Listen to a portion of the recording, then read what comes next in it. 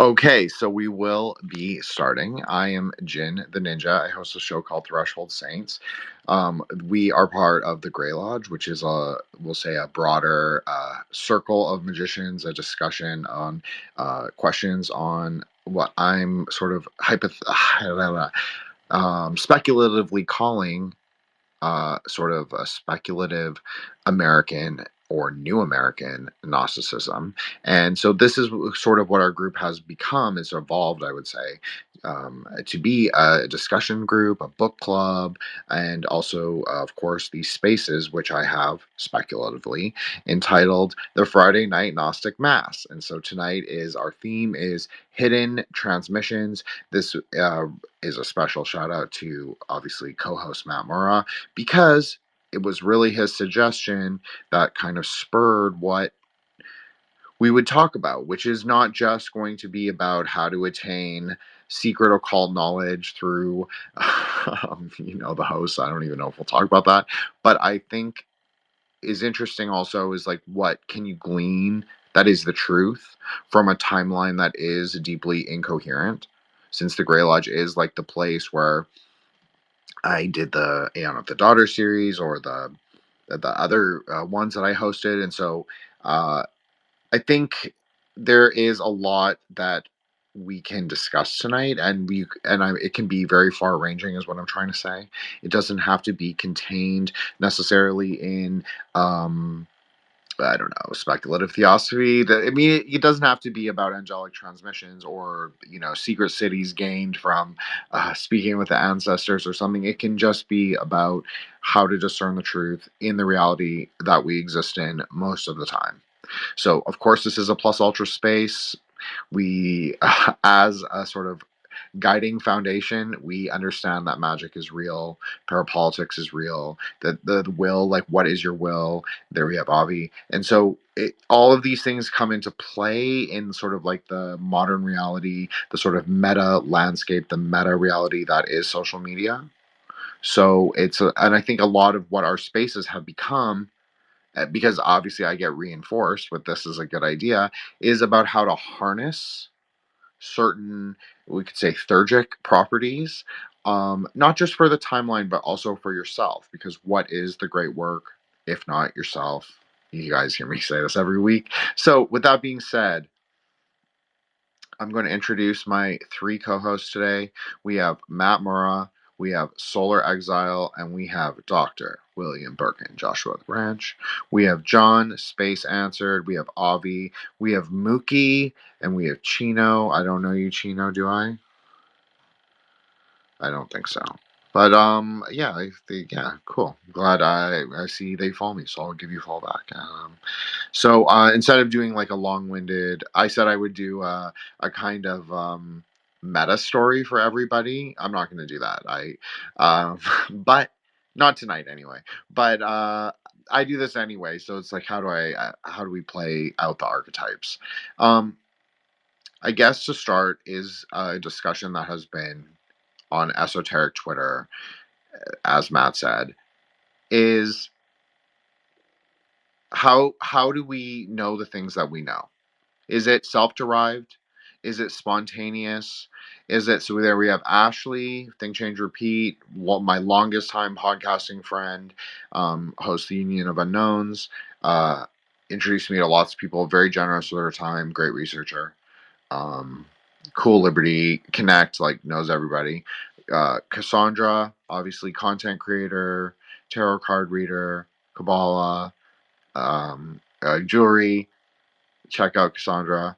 Yeah, okay, so there we go. So everybody got a shout out. I guess I didn't really do. That's not really fair to John and Avi or Mookie or Chino, but okay, Avi is obviously our Dakini Queen, one of them, and Mookie is obviously our Crow Dakini Queen. So they're not in competition. They're in, all of them can exist on the Bardo. It's all good, right? So, and Chino, next time I promise that if you come, I will, I'll figure out a funny story. And John, obviously, okay, what about John? John just came back from retreat. John is a very funny Kiwi, Very funny. He's super dry. Like, I never quite know if he's joking or if it's a bit. Like, it's sometimes I think it's a bit, and sometimes I think it's a joke. And but then sometimes he's like, "No, I'm just like I'm a Gen X. Like I don't really know these things." And I'm like, "Okay," but I don't. I'm never quite sure. So it's like it's. I'm discerning in terms of dry humor for like a Westoid, but he pushes even my boundaries. So I'll say that. And then obviously Matt, Kabbalah Tarot, but we all are expansive and we obviously treat the space as a speculative Gnostic space. So everybody can be broad in their ideas. I practice Dharma. That doesn't limit me from having discussions on magic and reality as it is. Solar Exile, who is our, I'll say, as the maybe we'll say the Duke of Poetry. That's me. Solar is definitely our Prince of Poetry, maybe you could say. So he's also a Zen bro. He's a Kabbalah bro, better than me in terms of the Hebrew language, and just like a cool person. Obviously, came on my show. Obviously, Matt's coming on. Obviously, John's coming on. Obviously, Joshua's coming back. Obviously, Ashley's been on and coming back. And yeah, we continue. We continue to synthesize because that's what these spaces are. They don't happen without the greater lodge. I know I've gone on for a really long time. Maybe I've ranted, but I'm saying you're saying yes, Joshua. Okay, but anyways, but we do. Um, we come together in synthesis. That's how it happens. That's magic, right? Like that's the fundamental magical nature is transcending time, coming together in space. Like we are on an app called X, the kingdom, Malkuth, but it can also mean 11. That's what's really interesting about the X. It's not just 10. Yes, that can be true too. Both things can be true at the same time. Isn't that funny that there might be a secret hidden underlying Twilight language to that simple sort of character of X? I don't know. Interesting. Anyways, that's just a bit. That's probably a good way to think of reality. That's probably a good thing to think of, like how we talk about the Gnostic texts, how we talk about magical texts, how we have discussed Kabbalah. We use it as like a broader sort of like I don't want to use the word ontological, but yes, it is a broader ontological framework we use to describe various metaphysical experiences that we all have. Okay, so going back to that, Joshua, also my co-host, our co-host. Joshua is really cool. Been on my show. He works a lot on other podcasts, and we'll specifically shout out Chris from the King of Cups, who is doing the Avatar series.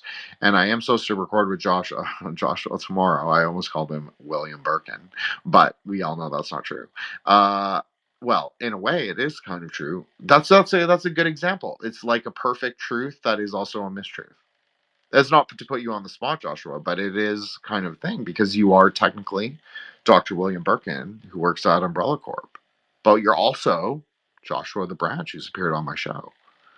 So that is kind of like the parafictional layer of I guess our identities and characters online. So that is part of hidden transmissions. I know I went on for a really long time, but anyways, that was my introduction to Joshua. So everybody can feel special, heard, seen. To quote Avi, I see you all as much as I can. I hear you all, and I acknowledge you all as much as possible, which is something you have to do in magic, obviously. You have to be in consent, right? That's a big part of it. You have to consent to the reality being malleable, to being mercurial, to being volatile. Sometimes that happens. I think like I'm a good, maybe perhaps a good vehicle to speak on the mercurial or volatile.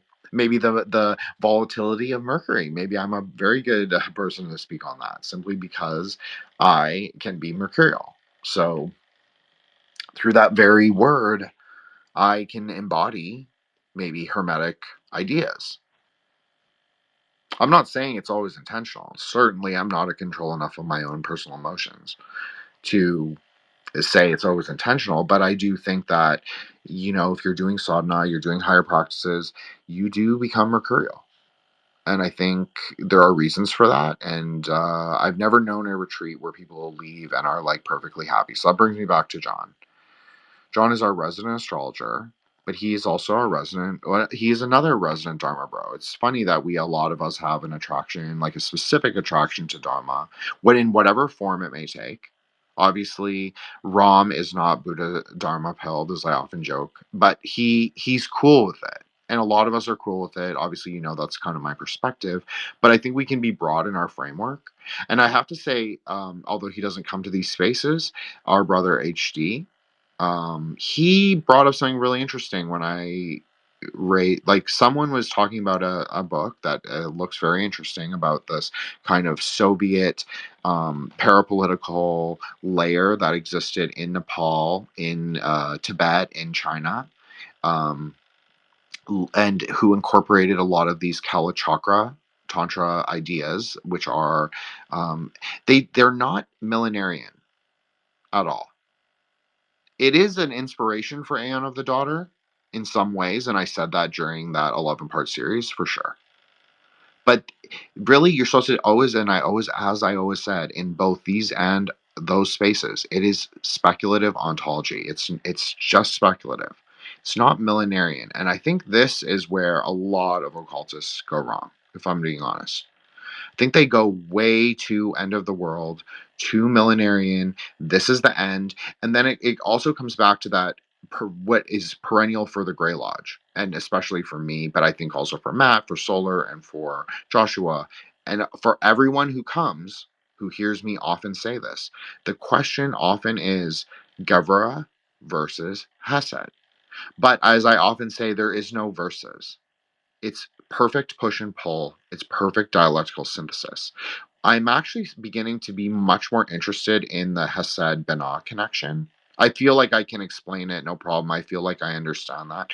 But I do think that those sort of play maybe greater role, maybe more important role. That's how I often thought of it through the Mahavijja system, or through more tantric ideas. I thought those two were more important, and that makes sense, right? Because I'm a Buddhist. We preference green tar. I've talked about it a million times. Um, but we also have Mahakala, the Time King. So, it's like I would say, there's a way to emphasize like what ideas what conceptual ways of thinking, what layers, what densities of the Sephira you're talking about, right? And so every system has their preferences, has their sort of like map to climb the tree. And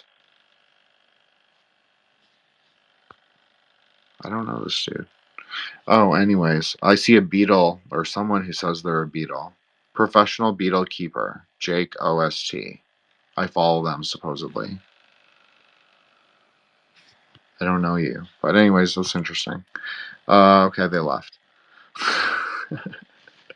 I wonder if it was our nemesis beetle. Well, termites are crunchy. That's all I have to say. Anyways, okay. So sorry, guys. What was I saying? Okay, well, I'm gonna let Matt, Solar, and Joshua introduce themselves, but I think you have to think about everything as a speculative ontological system, a framework. Yeah, it is kind of disorienting, admittedly. It is a little Neptunian, perhaps. But we are in a major, like, Neptune's a big part of our existence, and as I always say, like, especially for Aeon of the Daughter, like, what is she doing? She's dancing. So you have to lean in. You have to kind of lean into the signals of the Yuga. That's just an idea. I'm not telling anyone what to do. I'm just saying that that's a interesting idea. I did do something last week that I thought was quite cool, which was lead the group in like my own plus an actual Gnostic prayer. So I am going to do that again, but I'm actually going to look things up, like my own tweets. But I'm going to let Matt and Solar and Joshua introduce themselves as long and however they see fit. So thank you, boys.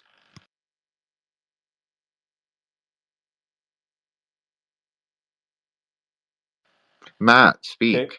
Yes. I was trying to see if someone wants to do it first. Anyways, hey guys, how's it going? Matt Mora here.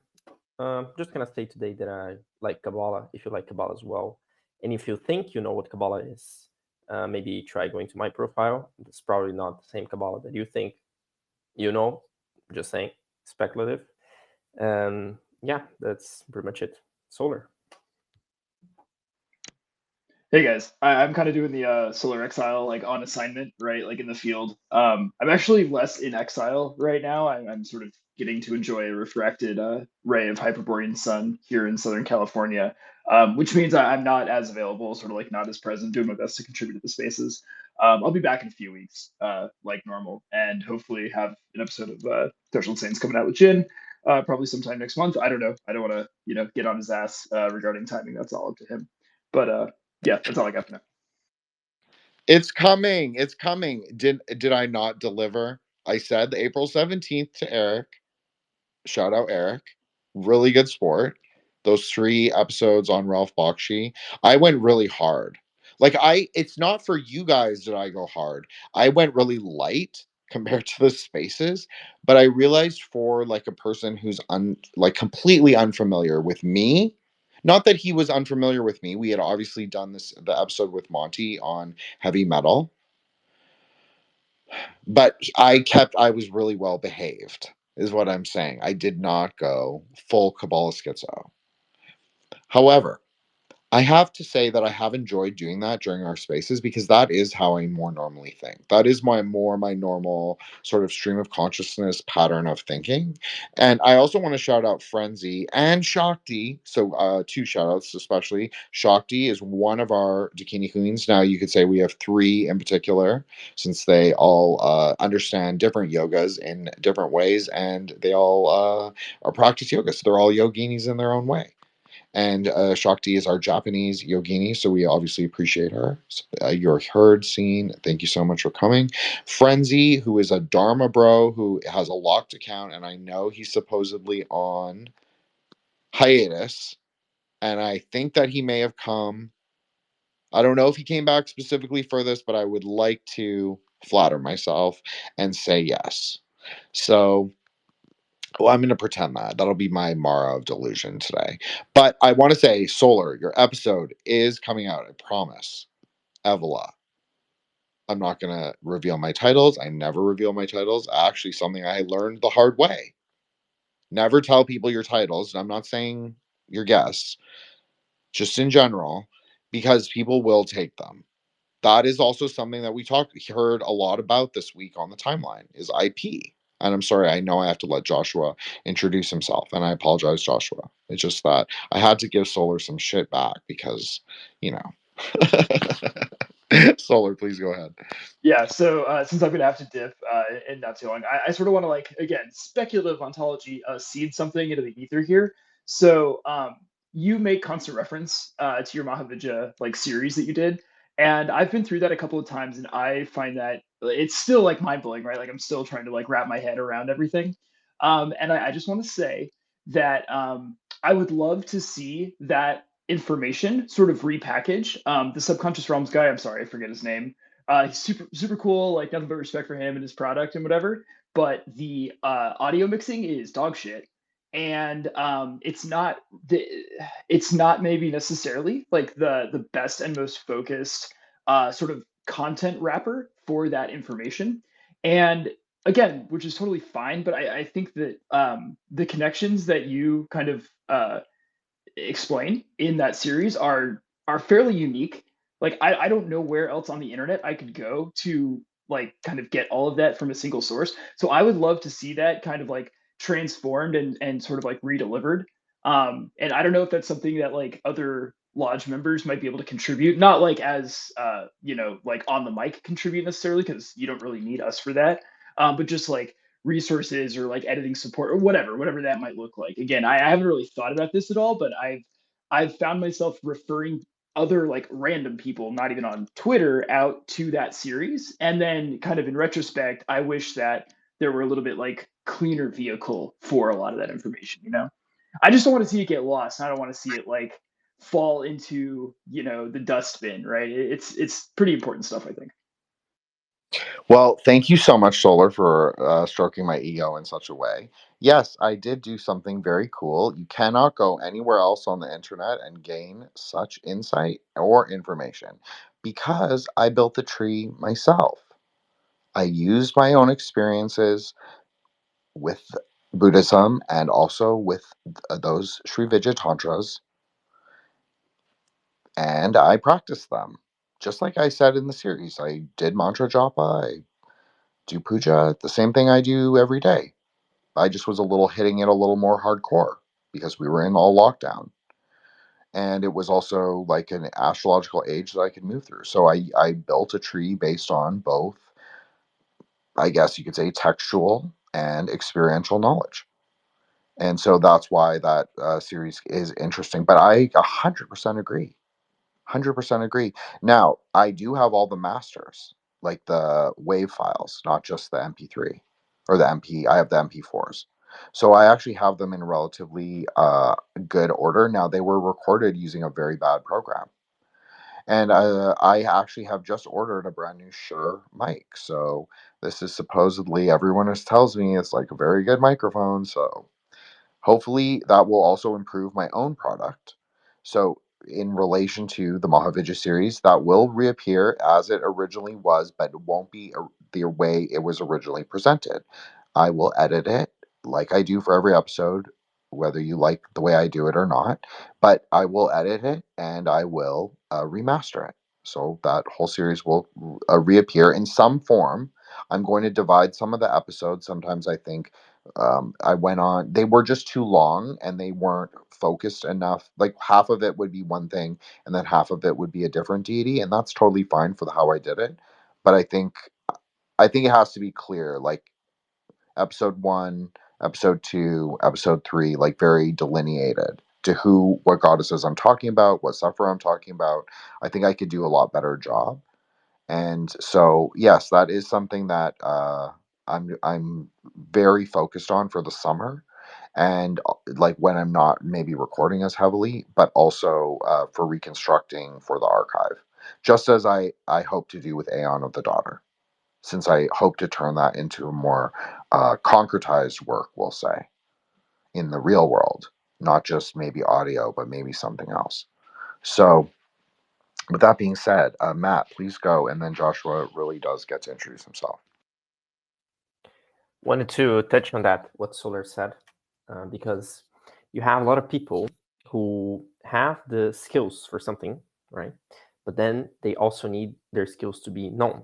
So you might have that through, I don't know, having your own content out there, or by having your product being marketed, whatever it is, right? You need the theory hot, and you need the experience, being the muse, that's stuff, okay? And it's interesting because, well, not everyone will be good at everything, right? At least as a Kabbalist, I try to know everything, but I know I'll not be an expert on everything. But I'll say it could be some type of either community thing, or I don't know. It's, since Solar, you mentioned having this kind of out there for people, because, for example, a lot of people in this kind of spaces, they probably don't know how to code, right? But they need some kind of website or whatever. They need some kind of at least interaction with things like tech nowadays. You cannot, run away from it. So I think it would be very much interesting to have this kind of knowledge, at least the knowledge out there, or in some shape.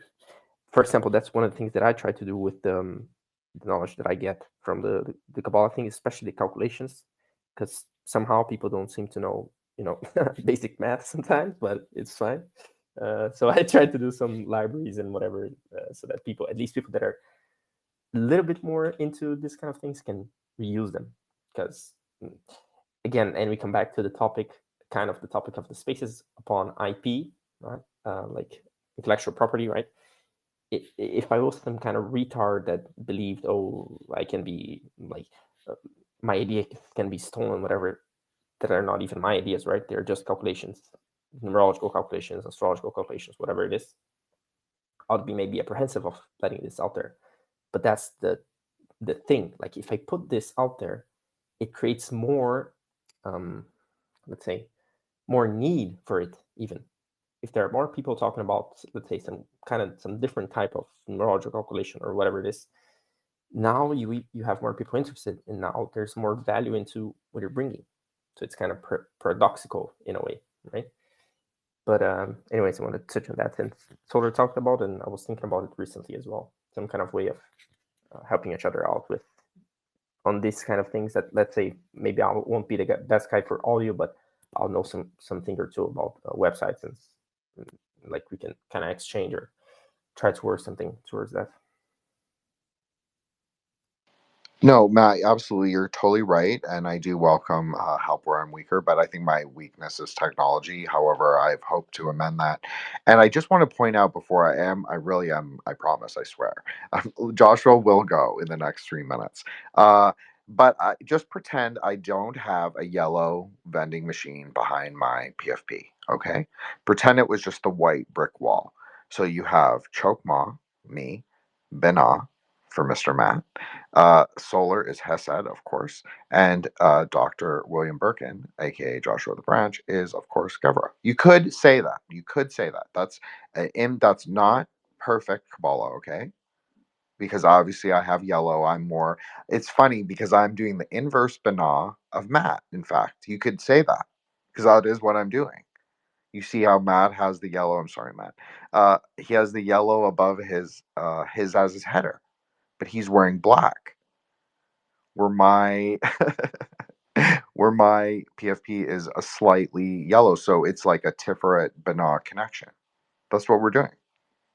So it's interesting, right? Like, and then because I had no control over who came up in what order, so that's how the screen looks for me. And so I just think it's interesting that it's like a very good. That just actually, I think that is a strength that shows our strength as a group and as like just individual Kabbalists that we can show up and it kind of works. That I kind of think that's fucking cool. Anyways, please, Joshua, go ahead, explain yourself and tell us who you are and where to find you. Hey guys, as you can see, this profile is named William Birkin, but you can call me Joshua. I actually have many names, so thank you for pointing that out because I had a bit of an epiphany when you were making that point. I've went by the Branch, William Birkin, Apocalyptic Aesthetic, Quizits Hatterack, all sorts of names. And I got to thinking, because I never was monetized or anything, so I wasn't ever like married to one of the names, you know. Which, by the way, I finally got a link tree together with all my collaborations on it, so I'll try to be sharing that more frequently. But anyway, what it reminded me of when you made that point was how in the Bible, for instance, so many times God has like a different name of some type. Of course, there might even be up to like 72 or 216, or well, perhaps that's syllables. But anyway, the point is, he has a different name every time he like introduced himself to somebody. And I don't necessarily do that, of course, but mine's more organically. I think his was on purpose, and it made me start thinking. I was like, but why? And I thought, well, okay, maybe he's embodying a certain separo or combination of separo in each instance, right? And some of them are more harsh, right? And so I think maybe he was kind of trying to shepherd his people to Tipperath or just said, you know, because with Christ and all. So anyway, it just you had me thinking is all I wanted to say. I really appreciated that name thing because and the names too are interesting in themselves because knowing somebody's name or true name or this, that, or the other, an Egyptian thing, that was like a very powerful thing, right? So I think another reason maybe aliases are used is maybe it, you know, prevents some type of, I don't know, just knowing your name maybe gives some type of potency to whatever, you know? So yeah, thanks for pointing that out. That was really cool. And tonight, Chris, King of Cups, he was here last week with us. He and Mario and I did an episode on cross symbolism. So you brought up the X. That too's a cross. That's a chi rho, a chi anyway. And it's also like the middle portion of an infinity sign too. So I think the X itself is kind of emblematic of those vectors just going off in every direction, right? And I think I even had a conversation with you today about like the center point, right? And that was kind of thinking like how things are measured. You know, you can kind of always find a center and measure out from there, you know. And so when I think of X, I think of where all these different cultures, peoples are converging And it's at that nexus point that, we get all this exchange, cultural exchange and such. And really, that's what Earth is, in my opinion. I mean, I think it's kind of like this place where subtle energies kind of coalesce and gain density, right? And so we have a very special place here, I think, on Earth. And what we're doing here is quite exceptional, like you said. So thank you for allowing me to be a part of it. Check out Mario, Chris, and I's episode on cross symbolism. It's premiering now, so you can catch it whenever you like, but it'll be available on his channel. And hopefully we'll be recording tomorrow. We are, Joshua. I promise. I wasn't trying to rile you. What I was being sincere is the fact that, well, I didn't even think about it till now, but what's more fitting on Easter weekend than talking about zombies, right? Anyway, so we're gonna talk about the origins of the Resident Evil franchise, and it's actually quite interesting. So I hope that'll be a little bit fun for everybody. And we'll be talking about like how the characters maybe map out to certain archetypes and things like that. So I like to exercise the nerdy scientific muscles with the William Birkin thing, and it also gives me a way to kind of, you mentioned lockdown earlier, that's kind of what prodded me along to create this particular moniker, this persona. So thanks. And I agree with the Garuva thing. I'm an Aries sun, Scorpio moon, both are ruled by Mars. So I'm very forgiving and patient with others. That's the Aries, right? And then the Scorpio, I'm very severe, strict with myself, chastisement and all that. So yeah, total duality. Anyway, thanks for allowing me to introduce myself, and thanks again for having me. You are most welcome, and thank you all. Thank you to special shout out to the co-hosts, obviously to the homies. I know Monty's not in the room. Obviously, that would be more of a joke for him, but it's true. It's also true for us. So, and I am going to let Matt go. But I just wanted to say something that I thought was interesting. So the Canadian Conservatives or the Canadian debate was last night. Of course, it was like a fucking joke, like the biggest joke of all. Like everything here. So basically, I quote tweeted a minister yesterday. Not she's not a minister, but she's like a really important conservative party MP. Not yesterday, like a week ago, and because she was doing better Kabbalah than the other guy, Andy Solberg, who is also a consultant, and I shouldn't probably have done that, but it was really funny. But it was also funny because what I said, they actually made Pierre. He was dressed in a perfect. His tie was not black. It was almost black, but it was actually peacock blue. So I was like, "Fuck!" They listened to me. I don't know if that's true, but I'm gonna pretend it is. I just wanted to say that. Okay, Matt, please go ahead.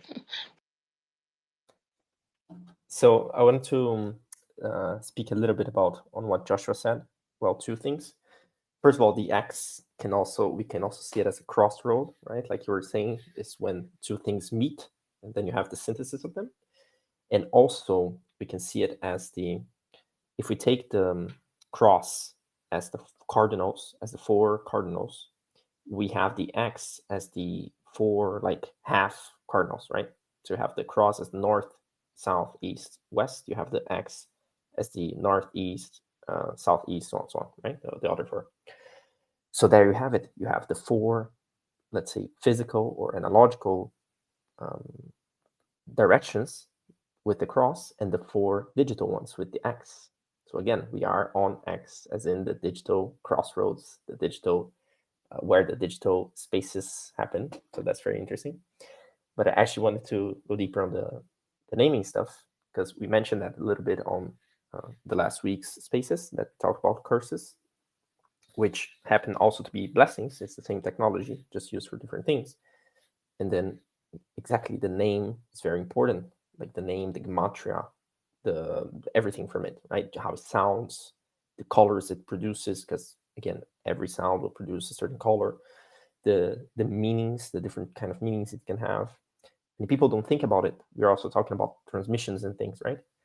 A lot of people, I'll quote this from Jin, they worship husks, right? They worship something. They think they have the name for something, but they don't even know what's behind it. If you think about when somebody says, "Oh, I worship Zeus" or whatever, okay, brother, Zeus is just a title.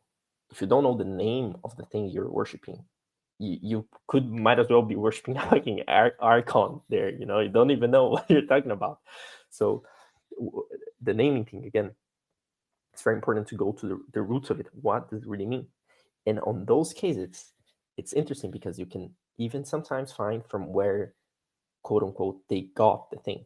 So you see, oh, maybe this came from this other culture, which isn't to say that the narrative that you were following, let's say you were following a specific holy book or whatever, is like fake and gay and so on. You shouldn't do it, but more so, if you know the roots, you can understand from where it came from, right? And you can work better with it. You can decide which narrative you want to follow, basically. Because if we understand also that time is cyclical and we have different eras focusing on different things, maybe, yes, maybe you should kind of be using the most relevant, the most recent one, but at least know that it's like not necessarily new. That's something that I also hammer every time on my timeline. Like the things are repeating all the time. We're repeating things at least for like 10,000 years or so.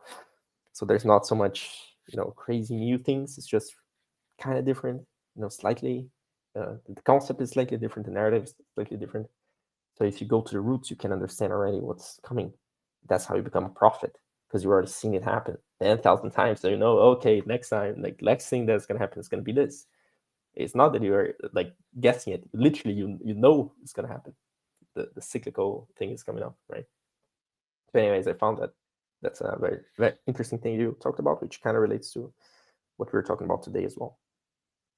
See, this is where I would go. So thank you so much, Matt, for saying that. It was very flattering in some ways. You guys are like, are you conspiring against me? So like flatter me and stick me in Tippereth forever. I'm okay with that for at least a time anyway. No, everything what Matt said was really interesting. Obviously, it correlates a lot to everything that we always talk about, like the 4 and the 5, Jupiter and Mars, Hesa and Gebra. Like that's what it is, and it's rectified where in the 9, and you sowed in that sort of like skull cup of consciousness, or the mind at least. What is that mind?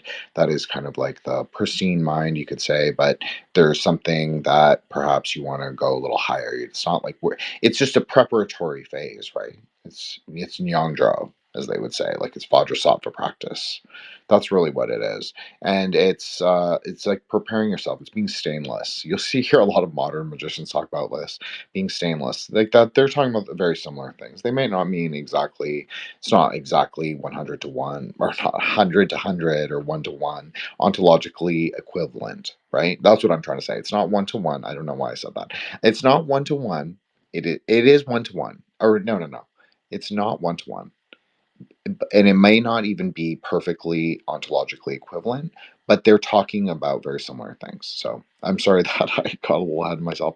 I was trying to bring up this idea of why I brought up what HD 25, our brother from the lodge, or a Dharma brother from the lodge, said. So we were talking, he said he brought up that book about the Soviet sort of origins, perhaps, or a Soviet parapolitical layer looking in Central Asia, and they found these Kalachakra sort of prophecies. And we had a whole Aeon of the Daughter space about prophecies are very speculative things. You have to really treat them speculative, almost fictional, and you kind of have to also interpret them allegorical. You cannot look at them as like things either to do or things that either will happen. It's really much more, as I argued in the spaces, it's much more about processes of consciousness. That's even how I think of magic for the most part. Yes, of course, I believe that there's a supernatural layer, but I also believe that it's a lot more of the mind, like say 90%. I know that's a bit of a magic number, 93%. Okay, so yeah, that was a joke. That was a little it was a little occultist joke, we'll say. Um but it goes back to the idea of what Matt is saying about worshiping husks, quoting me, but bringing it up because I am still kind of humiliated that I said that. But no, I think it makes a lot of sense, right? Like you are it's just for me. I know I'm so harsh. Okay, I get it.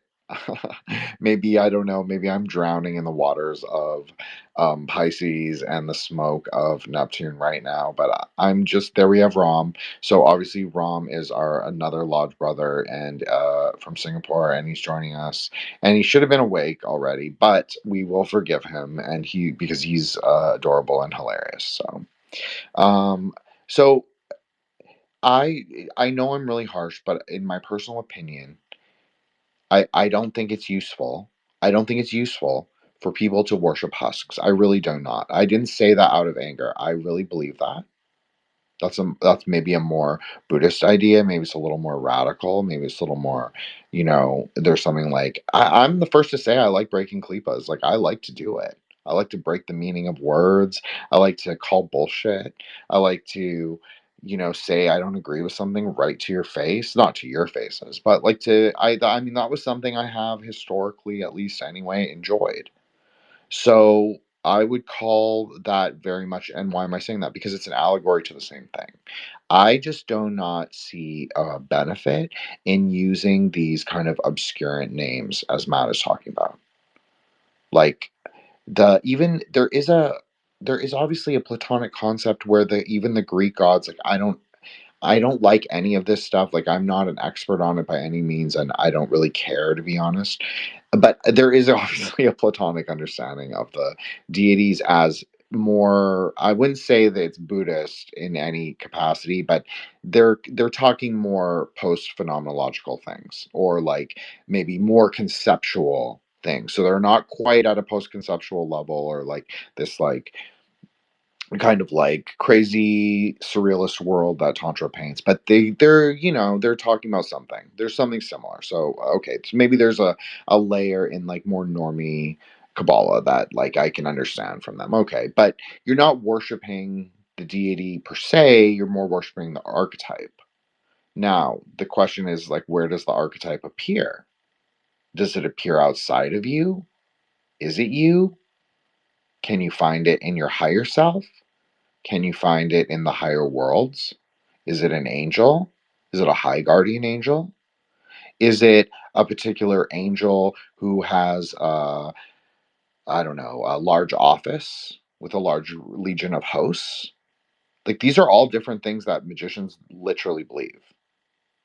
So you have a divergent range of opinions. So for me, I just take what I think is the most Nagarjunian, maybe Naropan kind of view. I'm just like cut through it with the Kartaka, you know, flay it, you could say, with the cardinal knife, and let's just see what exists under it. And most of the time, most of the time, it's just smoke. It's just nothing. It's just more aggregate. I'm not saying it's bad. I'm not saying it's bad. I'm just saying, in my opinion, that that is true. So Matt did put me on the hot seat where I have to like kind of defend, but also good because you should be able to defend all your opinions. Like really, if someone challenges me, I'm okay with that because I feel like I can defend most of the time. And if I'm wrong, I'll say I'm wrong. Okay, Solar, please go ahead. Yeah, I just had a quick question. I was just wondering if you think that when sort of engaged with enough sort of plasticity on the operator end or on the magician end, or however you want to say that, that an unintentional sort of like misattribution of name or of sort of referent is somewhat auto-correcting. I'm trying to be ambivalent between like saying self-correcting, and sort of auto-correcting externally because I don't want to kind of give the game away there. I'm asking because some of my most interesting and sort of like profound, let's just call them like magical experiences, have actually kind of been corrective, right? Where I was approaching either a divinity or even just like a sort of conceptual nexus, kind of from what I would now say like the wrong way, right? And I had some sort of like really interesting experience where I was sort of set straight, right? With a directness that is sort of uncharacteristic of that type of activity, right? It was like something that I sort of understood in the moment as being fully outside of myself. It's like, no, no, no, like you need to look this way instead, right? And I guess my question is like, is that a function of, is that a somewhat like regular experience? Or have I just been fortunate? You know what I mean? Does that make sense? Yeah, that absolutely makes sense to me. I feel like it's so funny you're saying this because that's also my experiences, a lot of them.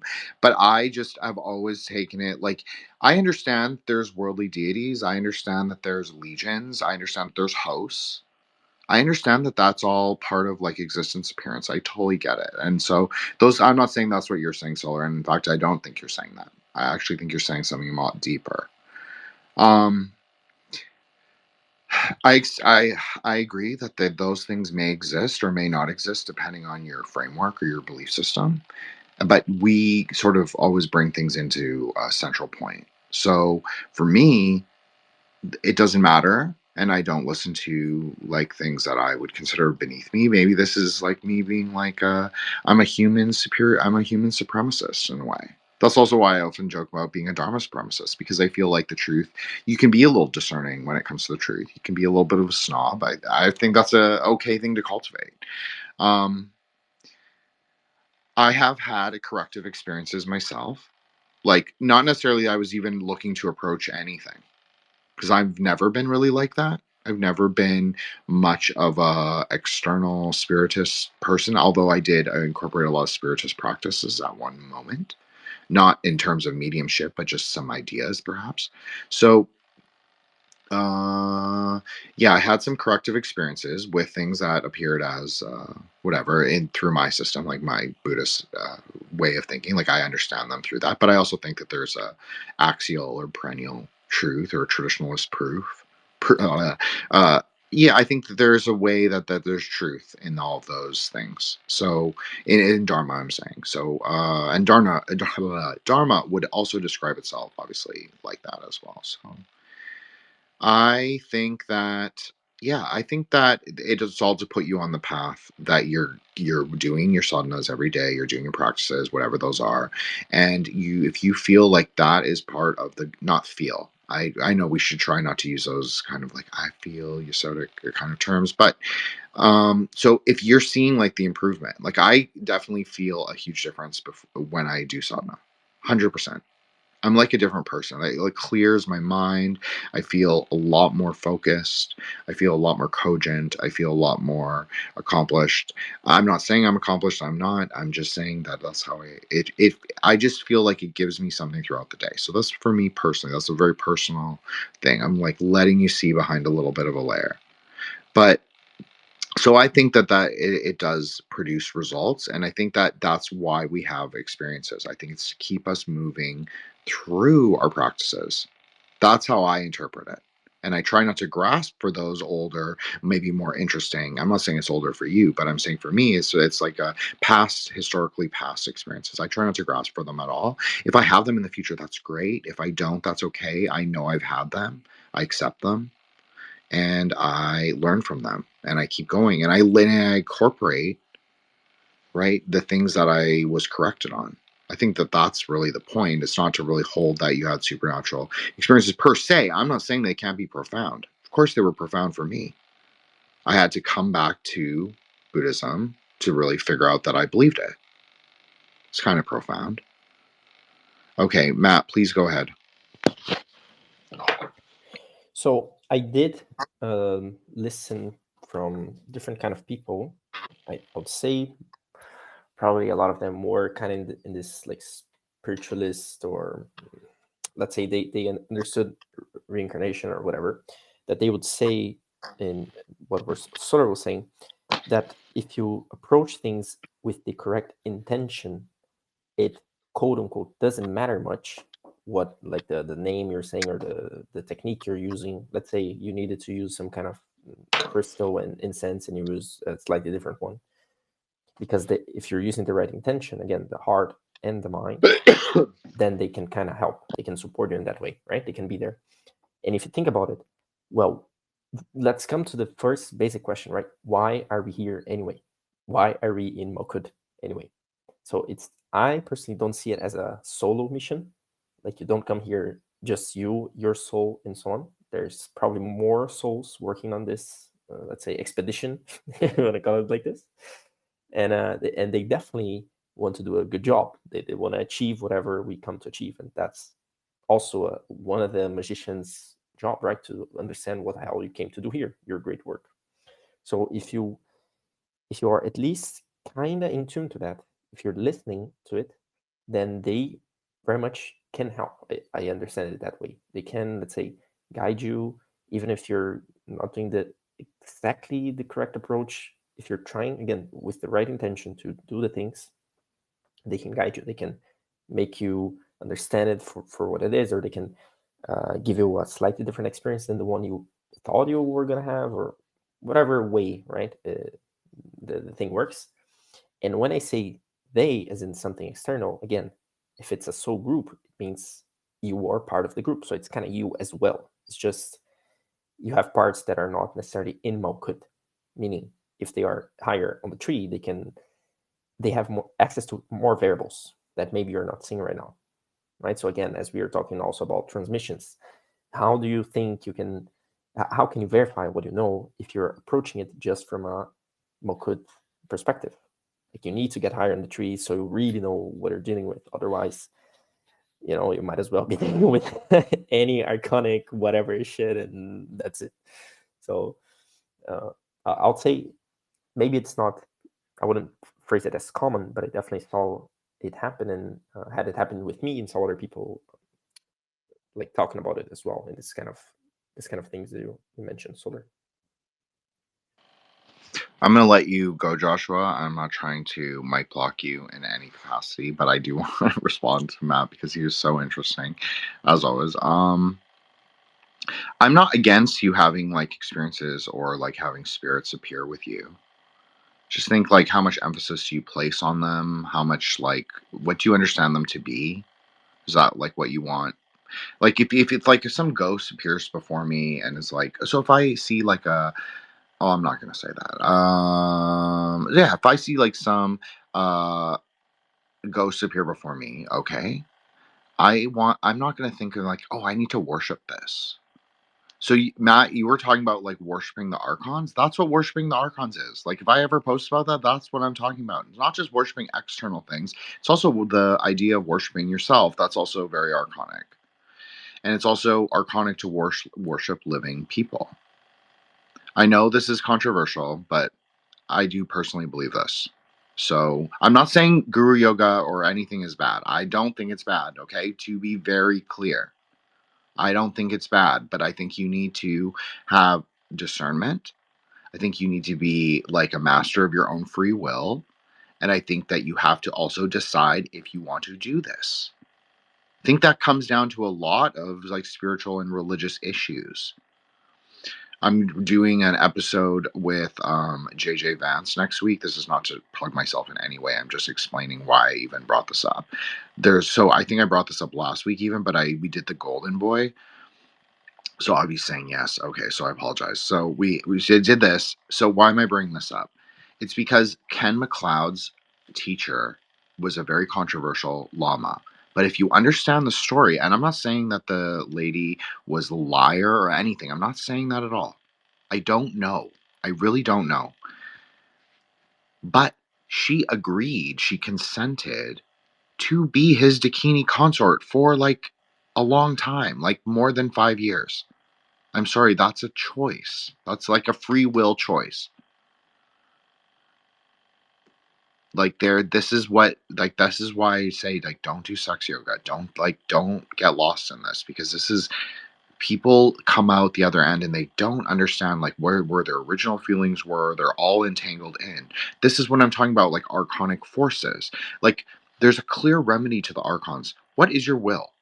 Now I'm saying Aeon of the Daughter, so that is love over will. So yes, I do agree that you should put bodhicitta or hesed or loving kindness or however you want to conceptualize that, and there are other ways, or lalita or Bala or another million other ways to characterize it. But I think it's all of those things. So I personally think that you should just use the fucking fire of Gevra instead of like going to war with other people or going to war constantly with yourself, which is I'm really guilty of this. I internalize a lot. I'm just being honest because I'm known as fiery, but I'm harder on no one than myself. So in some ways I misuse that kind of or the severity, that kind of strength, but it's not really strength because I'm internalizing it. I'm not really externalizing it in a way.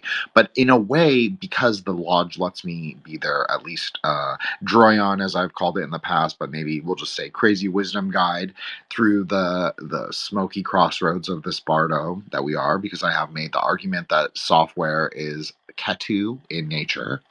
Like if you were going to ascribe software an astrological quality, I think Ketu is by far the best sort of container. Excuse me. And I also apologize for weed coughing on mic. I usually slyly mute myself before I do so. So I apologize. That was actually very embarrassing. So I'm going to let Joshua go. But I did want to say that. And yeah, I think that the archonic shit, like this is what, when we live read Liber 49, when we live read all those Gnostic texts, this is something we talked about. Like, what are the archons? Well, the archon is yourself, the archon is other people, and the archons are all these like shitty things that we have that make us lose coherence of what our will is, what bodhicitta is, what hesed is, what, like all these things. Like none of this externalities, like a lot of these like bullshit things that they feed us on the timeline matter. Very little of it. Not being mean, but we have to exercise that fire. We have to subject the things we see on the timeline to fire. A lot of it is mistruth. It's just the reality. So we have to say that it's not all lies. Of course, it's not all lies, but it's a lot of mixture, which is the worst and the best kind of lie. It's the worst kind of lie because it's not technically a lie. It's the best kind of truth because it's not really technically the truth either. It's like a mixture of all the things, and you just lose this kind of perspective. You lose view. Obviously, this comes up, this idea of view. This comes up for us as a space all the time. So I think most things are on the timeline, unless it's like Matt even said last week, and I was like, click. I was like, yeah, it's okay. I can tell the group, I can tell the lodge, they go a little Luciferian on the timeline. Curate with the timeline that you want. Be the magician of your own timeline. There's nothing wrong with that. I used to think that was so like out of the loop, and I used to just post totally my own like random stream of consciousness, poetry, whatever, clear like word games I was thinking of, pictures that I thought were interesting, Kabbalistic ideas, and I would just completely ignore everyone else.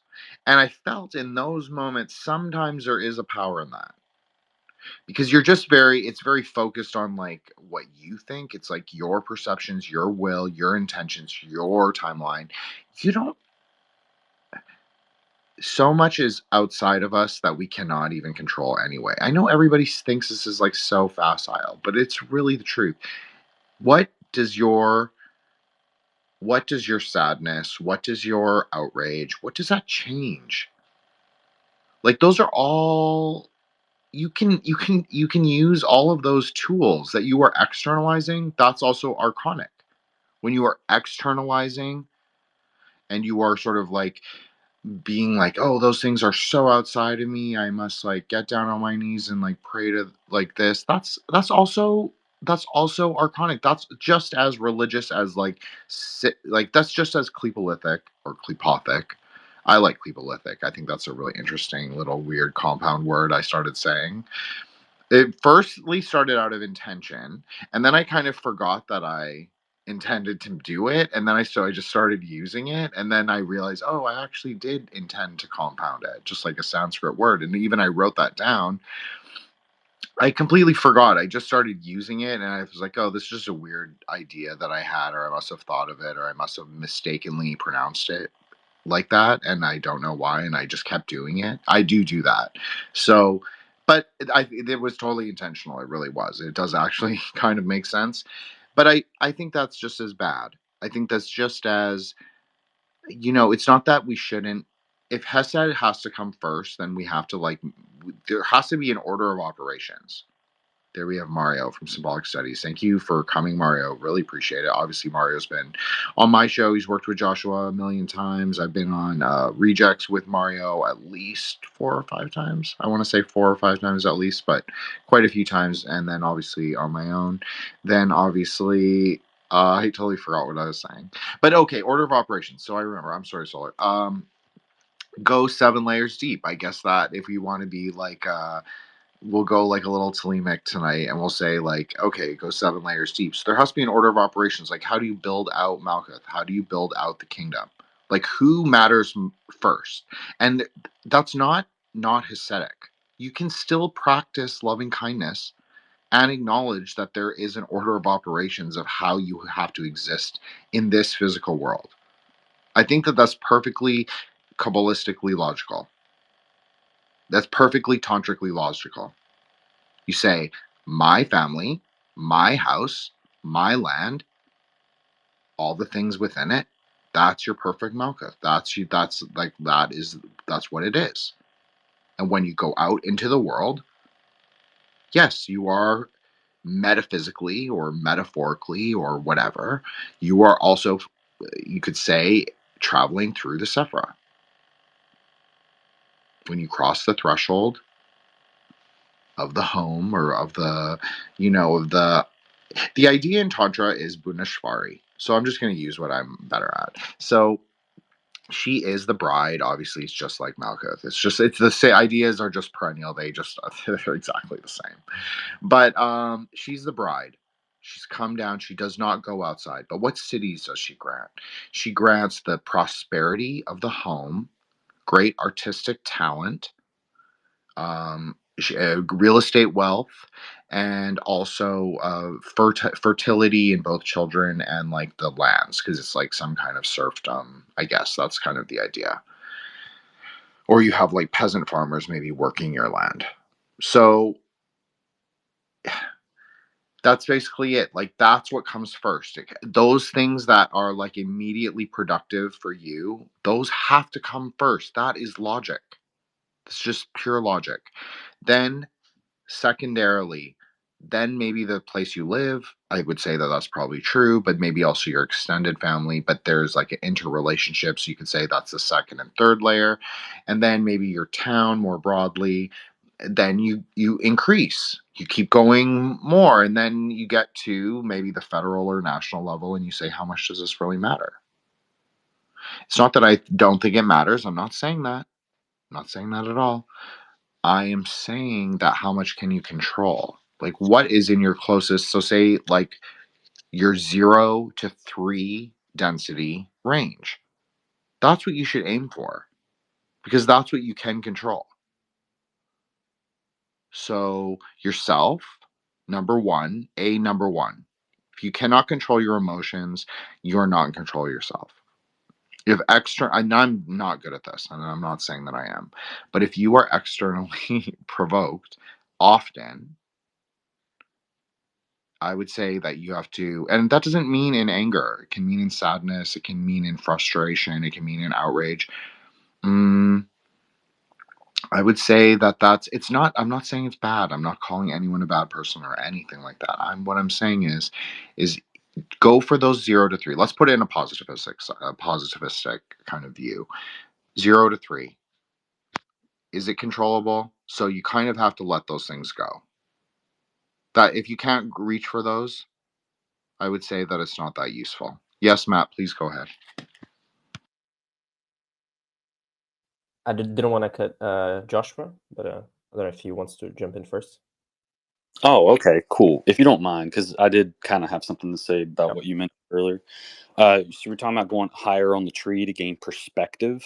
Well, there is a story in the Bible about, I can't remember the guy's name, Zacharias, maybe something like that, perhaps. Or anyway, pardon me for being ignorant on the matter. But the story goes, he climbs the tree to see Christ coming, and when Christ comes, he sees him and knows who he is already because he has a perspective. And I never understood that story till you said that. And so it just hit me all of a sudden. Like, he climbed the tree. He was at Keter. So he was able to recognize the crown approaching because he was high on the tree already, right? So those who are on the, he might have even been sitting at the bottom of the tree or something. I'm not sure, but and that could be even conflating two stories about trees. But anyway, you still had a profound effect on me with that. But I actually had a joke too, and I'm sorry, I don't know if but it's kind of funny because Jin was talking about he apologized for weed coughing and was talking about llamas. Well, I have a joke. What did one Jin, and this is for you or whomever. So what did one llama what did one llama say to the other llama? I don't know what did they say, Joshua. Hand me that weed and alpaca bowl. Oh man, I'm sorry, I couldn't resist. That was a llama joke. That was unexpected, but very very interesting. I'm sorry, but I just thought I couldn't resist. I had to No, share. it was And, good. It was good. and shout out to Mario. Our cross episode's premiering right now, so saw him in the chat earlier. We're double fisting streams, man. Yeah, and I don't think, by the way, you said you may be conflating the trees. Like, I don't think that's the case at all. Anytime a tree is mentioned, I 100% associated with the same trees. Even the other day, I think I was listening to Giordani podcast or something, and he was trying to explain his point, and he also mentions a tree. I was like, yeah, sure. Why wouldn't it be a tree? The example, you know what I mean? He's good. He's fucking good at Kabbalah. Jason Giorgiani, he's good at fucking Kabbalah. Yeah, he really is. Yeah, I really enjoyed the thing. So it didn't amaze me to see that he was kind of using Kabbalah as well. But anyways, I wanted to mention, since Jin was talking about the kingdom and how you can, like, how really can you affect things, right? If you think about it, most people in the world, they cannot affect shit. Even we have a name for it. They are the masses, right? They are the masses of someone else's. So they'll wake up, their ideas are not theirs, their emotions are not theirs. They're like literally just a pawn in the game. So if you want to become a magician, well, at some point you got to be the king of the board, right? You got to be able to affect things. How far you can affect them, that's debatable. That's fine. Like Jin was saying, maybe you cannot go that far, but you have some people who can. Like you have some guys like Musk or Bezos or whatever guys even behind them, because if they are on the spot, they can control less than people who are in the shadows, right? Because if you have someone in the shadows, basically you can do more things without getting noticed. Therefore, you have even more power. Anyways, so you want at some point to go into the world of causes. Again, the word, 22nd tarot card. But to get there, you have to first go through yourself. So I think I mentioned this on a space before. 1 to 9, the first arcanas is you with yourself. You got to be able to, handle yourself, your emotions, your lower quaternary, everything. Same with astrology, the Aries until Virgo, it's you with yourself. Like you are the challenge now, basically. And from there, okay, now if I can understand my emotions, my irrations, rationalizations, and so on, then I can start helping others. Then if I see someone else going through the same emotion, I can help them process that. I don't need to, be a guru or whatever. I don't need to literally be like I literally did a post on this, like savior complex. That's not the point. But more so, if you already know and the person needs help and they want your help, sure, now you can do it responsibly because you've been through that. You already can control yourself. It's like, how can you be a physician if you're not in a good shape? You got to be in a good shape. At least I think it makes logic, right? That you would be in a good shape, then you can be a physician or like a coach or whatever in health. Otherwise, it doesn't really make sense. You're just a klifa. But anyways, I think that's the main point. Like, if you want to start acting in the world of causes, you have to start somewhere. Like Jin beautifully said, start with yourself and grow that. And then eventually, who knows, you can get as big of a pie as a country or something, or even higher, a planet even. Who knows? Maybe take some couple lifetimes, but anything's possible. Yeah, do that and don't grasp. That's like if you combine those two things, you'll do really well. And like I think we can be better. Like I think my Kabbalistic understanding is actually better than Elon's, but I digress. So like, if anyone deserves those, like I don't even need a billion. I'd just take a couple 100 million. I wouldn't mind. I'll be there. I'll help them. I'll make them wear the right ties. Okay, yes, Solar, please go ahead then, Joshua. Yeah, cool. I just wanted to quickly emphasize the point. I apologize. My Christian Kabbalah isn't amazing, but just to kind of elaborate, the point of Zacchaeus, right? So his ascending to the tree, to the top of the tree, right, to gain sort of a clear vision, the perspective, to be able to recognize Christ consciousness as it comes to him is really important. That's like half the story. But I think it's also important to recognize like what happens next, right? So as far as if I remember, Jesus comes to him, right, and is like, Zacchaeus, get down here, right? So after ascending to the top of the tree to gain that sort of clear, like diamond thunder mind, right, he then descends back down, and what does he do? He's a tax collector, I believe, right? So he then redistributes the like treasure store of Chesed, right, of loving kindness, right? He brings that back down to Malchuth, right, to the sort of material spheres that are under his sort of immediate, in his sort of immediate sphere of action and activity and will and influence, right? And he infuses that materiality, Malchuth, with the sort of the energy of the divine, right? Which in this case is very much like I don't say Hasidic in the of Hasid, right? Anyway, and it's just it's sort of like driving home this motif of ascending the tree, but not just to achieve escape velocity, right? Like this isn't the path, sorry, the path of the Arahat, right? This is the Bodhisattva path. We climb back up and then we come back down, in the lightning path, the sword of Moses, etc. No, you're totally right. I'm really glad you made this distinction. I don't know why I can't speak tonight. I apologize, but no, that's a great distinction. I 100% agree. When I first started podcasting, this was an idea I had, was that like tantra is really not about the transgressivity of like what everyone thinks it is about. Like, sure, that's like the old yuga, though, in my opinion, and like I made the argument. I really think that it's like it's like what Solar said. It's about going up, coming back down, trying to keep it all together, not going so off path, not going so far to the left, not going so far to the right, kind of like synthesizing, bringing it all into the center.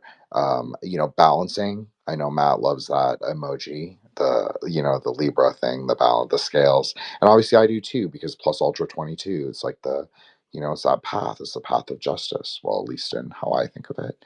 So I think that, no, I think what Solar said was really great. And I think that, I don't know, I'm going to let Joshua go. I don't even really know what I want to say anymore. But I thought that was really great, Solar. So thank you. I think your Christian call is perfectly great. I think all of you have honestly, you've all improved. And I've probably degraded the most. So. Okay, Joshua, please go ahead. I actually did appreciate you articulating that. My apologies for stumbling on it like I did, but like we were talking about earlier, weaks and strengths and weaknesses of one another, and how we're able to kind of shore up one another in that way. So that was a great example there of my my inadequacy, and then he picking up the fumble there. So appreciate that.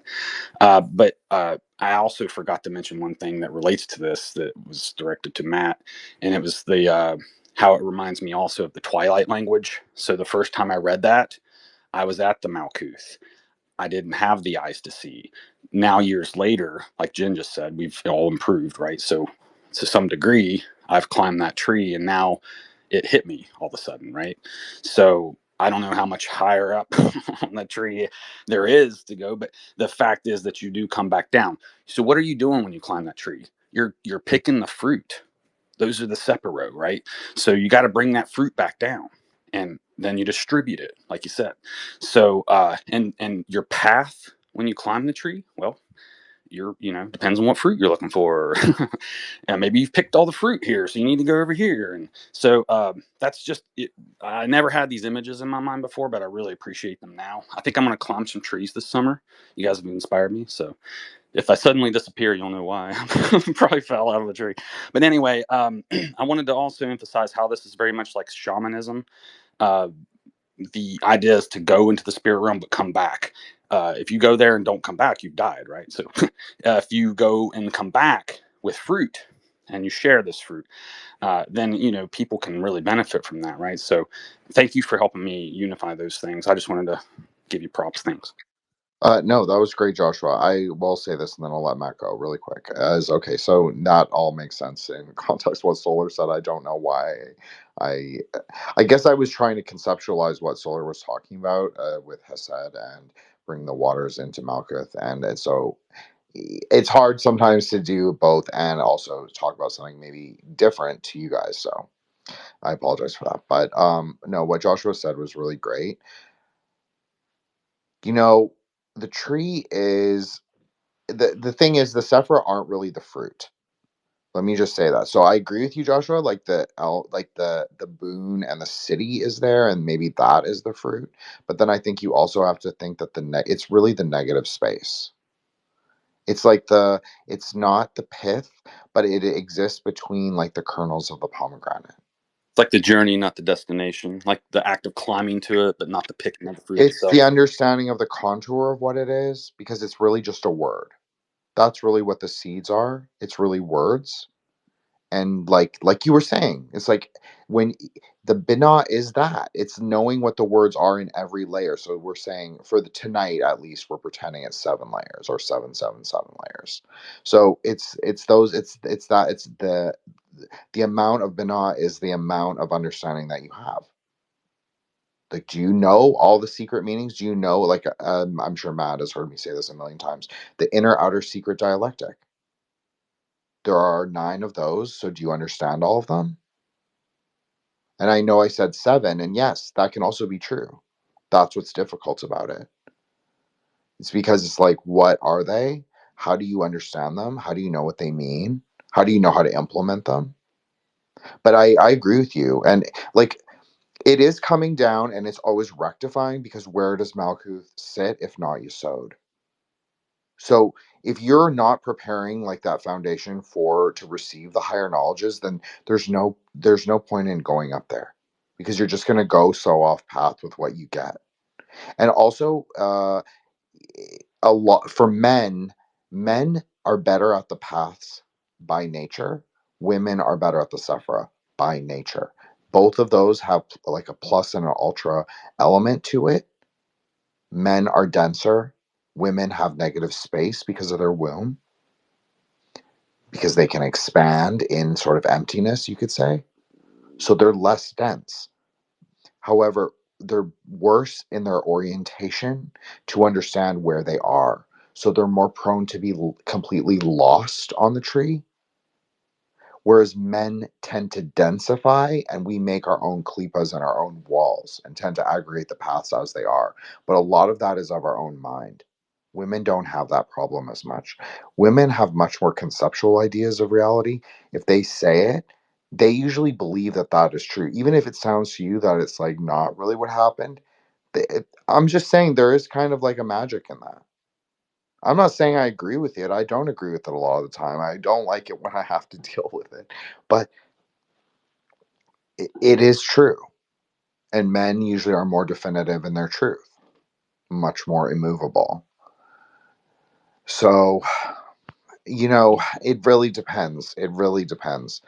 But that is there's a general rule. Women just, it's a long held idea in Tantra and in Kabbalah. It's also in why they say that women shouldn't really do Kabbalah. And obviously, it is an element of why women shouldn't do Tantra. And I'm not saying that to be like some kind of like wing nod hilarity, like what womb out clip, like please make me viral again. Like it wasn't the most humiliating couple weeks of my life. It was. Um, but it is, there is a metaphysical component that has been talked about for a long time, that women's capacity for emptiness makes them less dense. So I've even other people, Lisa from Occult Rejects, she's working on her PhD. She agrees with me, and she even thought it was like profound and interesting. So it may sound kind of woo and kind of like like pre-2008, like gender binary, whatever. But there is a metaphysical reality, just as there's a metaphysical reality that plus and ultra has to be a man and a woman. Okay, yes, Matt, please go, and then Joshua. So as Joshua was talking about the waters and like bringing down the fruit, I want to chip back into the topic of the space, which is transmissions and initiations and so on. I think they're highly related. There's, well, first of all, the idea of an initiation.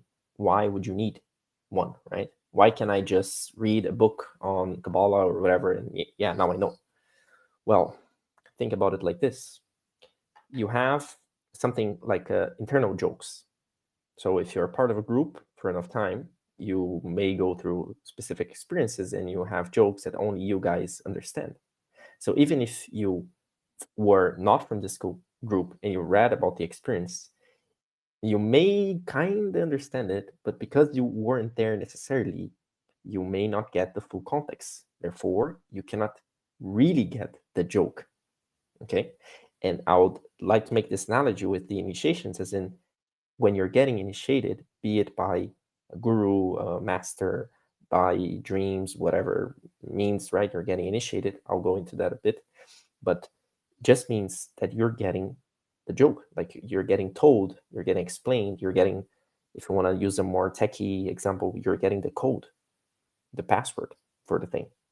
Okay, so before you know how to get there, but you didn't have the password, you didn't have the keys. Now you have the keys. Now you can play a little bit more. And even in terms of initiations, types of initiations, we chatted about this, like baptism, for example, is a type of water initiation. You have, if I'm not mistaken, on some kind of Freemasonry lodges, you have earth initiations. When they are learning about the death card, you're getting, like, you get buried alive. Like, obviously, they don't fucking bury alive to to like kill you or whatever, but just to scare you because they're talking about death, right? The death arcana. So they'll bury you again, earth initiation. And you have some fire initiations in Africa. You have air initiations somewhere else. Also, the water ones, there's a very, very interesting idea on the Native American side, where as they call the page. So it's like the shaman.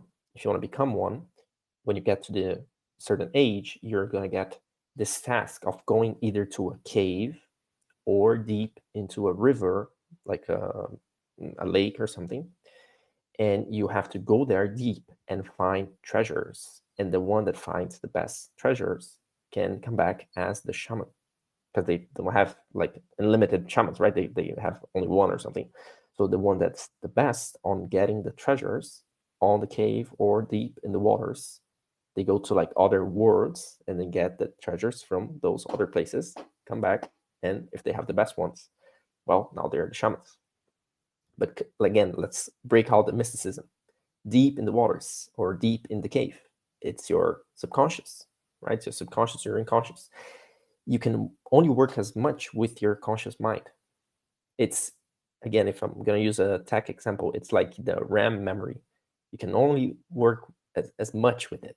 At some point, it cannot handle. Like, try making math with like 10 digits on your head. It's going to be fucking hard. So let your subconscious deal with that. Let your conscious deal with that. And best, even because they work like even when you're not awake, for example, they work in kind of parallel processes, and so on. It's just much more power, right? So, but first, before you want to put things there, you got to see what's in there. And that's why a lot of people are afraid of working with the occult, because what's occult? Well, to who it's occult? To you. You cannot see it. So now if you have to see it again, and you start to see a lot of crazy things or a lot of ugly things from your perspective that are inside you, well, it's going to be not so great. But you have to do with that. You got to clean the space before you put new things, because otherwise it's just going to be crazy. It's going to be a mess.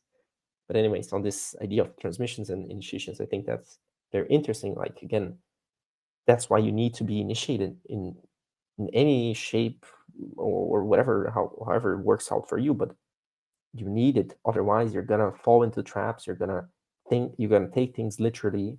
You're gonna take things without context. Like a lot of people We'll talk about numerology and the fantasy of Pythagoras. I want to call it now. I will start calling it the fantasy of Pythagoras, because that's pretty much it. It's a fantasy. It's like Pythagoras basically saying, okay, bro, there's a bunch of guys here wanting to learn about this. I'm not going to initiate them. Let me just, I'm going to do some quick thing here and let some breadcrumbs for them. That's basically it. If you're not initiated and start using these kind of things, it's like, okay, it can only get you so far, So that's why you got to go after it. The roots. Yeah, I know Joshua wants to go. I'm being such a mic block. I'm sorry. I'm kind of not sorry. I'm sorry to Joshua, like legit, but because I'm not trying to be. But I am also like, I like having the spaces. Don't worry about it, dude. Because usually by the time you're done talking, I got something even better to say. So go for it. Well, I appreciate that. I'll keep it really quick. No, I think what Matt said was really interesting. I think that there is something. It's 2025. Nothing is occult anymore. Everything is available. Literally everything is online. There are people who are maybe have like expertise of certain kinds of traditions, ideas. You don't have to follow anyone. Like, I'm not saying like to follow no one. That's a different idea. I'm saying you don't have to follow exactly what people are saying just because you're interested in their work or what they are saying. You don't have to follow them or agree 100%. That's fine. That's good. It's all about discernment, right? Like, that is the theme of the Yuga. It is the heatless fire. That is the application of heat to like the star ruby or to the coral or whatever, whatever, the sulfur, the cinnabar, whatever metaphor you're using, the quicksilver. You can say all of those things, right? So it's supposed to be heatless, so you're supposed to like be kind of pristine in your understanding. Like Matt was saying, Matt was talking a lot about like Yesodic consciousness, keeping it nice and tidy, clean, like a shiny white ball. That's kind of the idea, sort of. How do you do that? Through discernment, through not letting people like dom you. I know this sounds really weird, but sex and like the ideas of sex that are perpetuated have a lot to do with hidden transmissions in a way. And you're going to be like, why is that, Jen? If you're cloudy in your consciousness, if you're focused on this sexual experience, this thing, or, whatever is going on, like you're just like you're at a lower state of consciousness, that you're not going to really be connected to like the higher way of thinking. You're not going to be able to penetrate densities for sure. It's going to be a lot harder. It's going to be just klipos. Aggregates. Okay, Matt. Oh, I said Joshua, so Joshua gets to go. I'm sorry, Joshua. Please go ahead. All right, cool. I'd like to comment on the Masonic tradition. You mentioned the earth thing. I never thought of it as an earth element ritual, by the way, but it's actually a shell, a klipa, if you will, of its former self. I think they just use I can't remember how it's been so long now, but I think they just used a bed sheet or something now. But you're right. What they should be doing is burying you, right? Because what's missing now is that energetic nature of the ritual. You're supposed to fear for your life, because if you don't fear for your life, how are you going to have a genuine rebirth, right? uh, because at the end of that, of course, is the resurrection.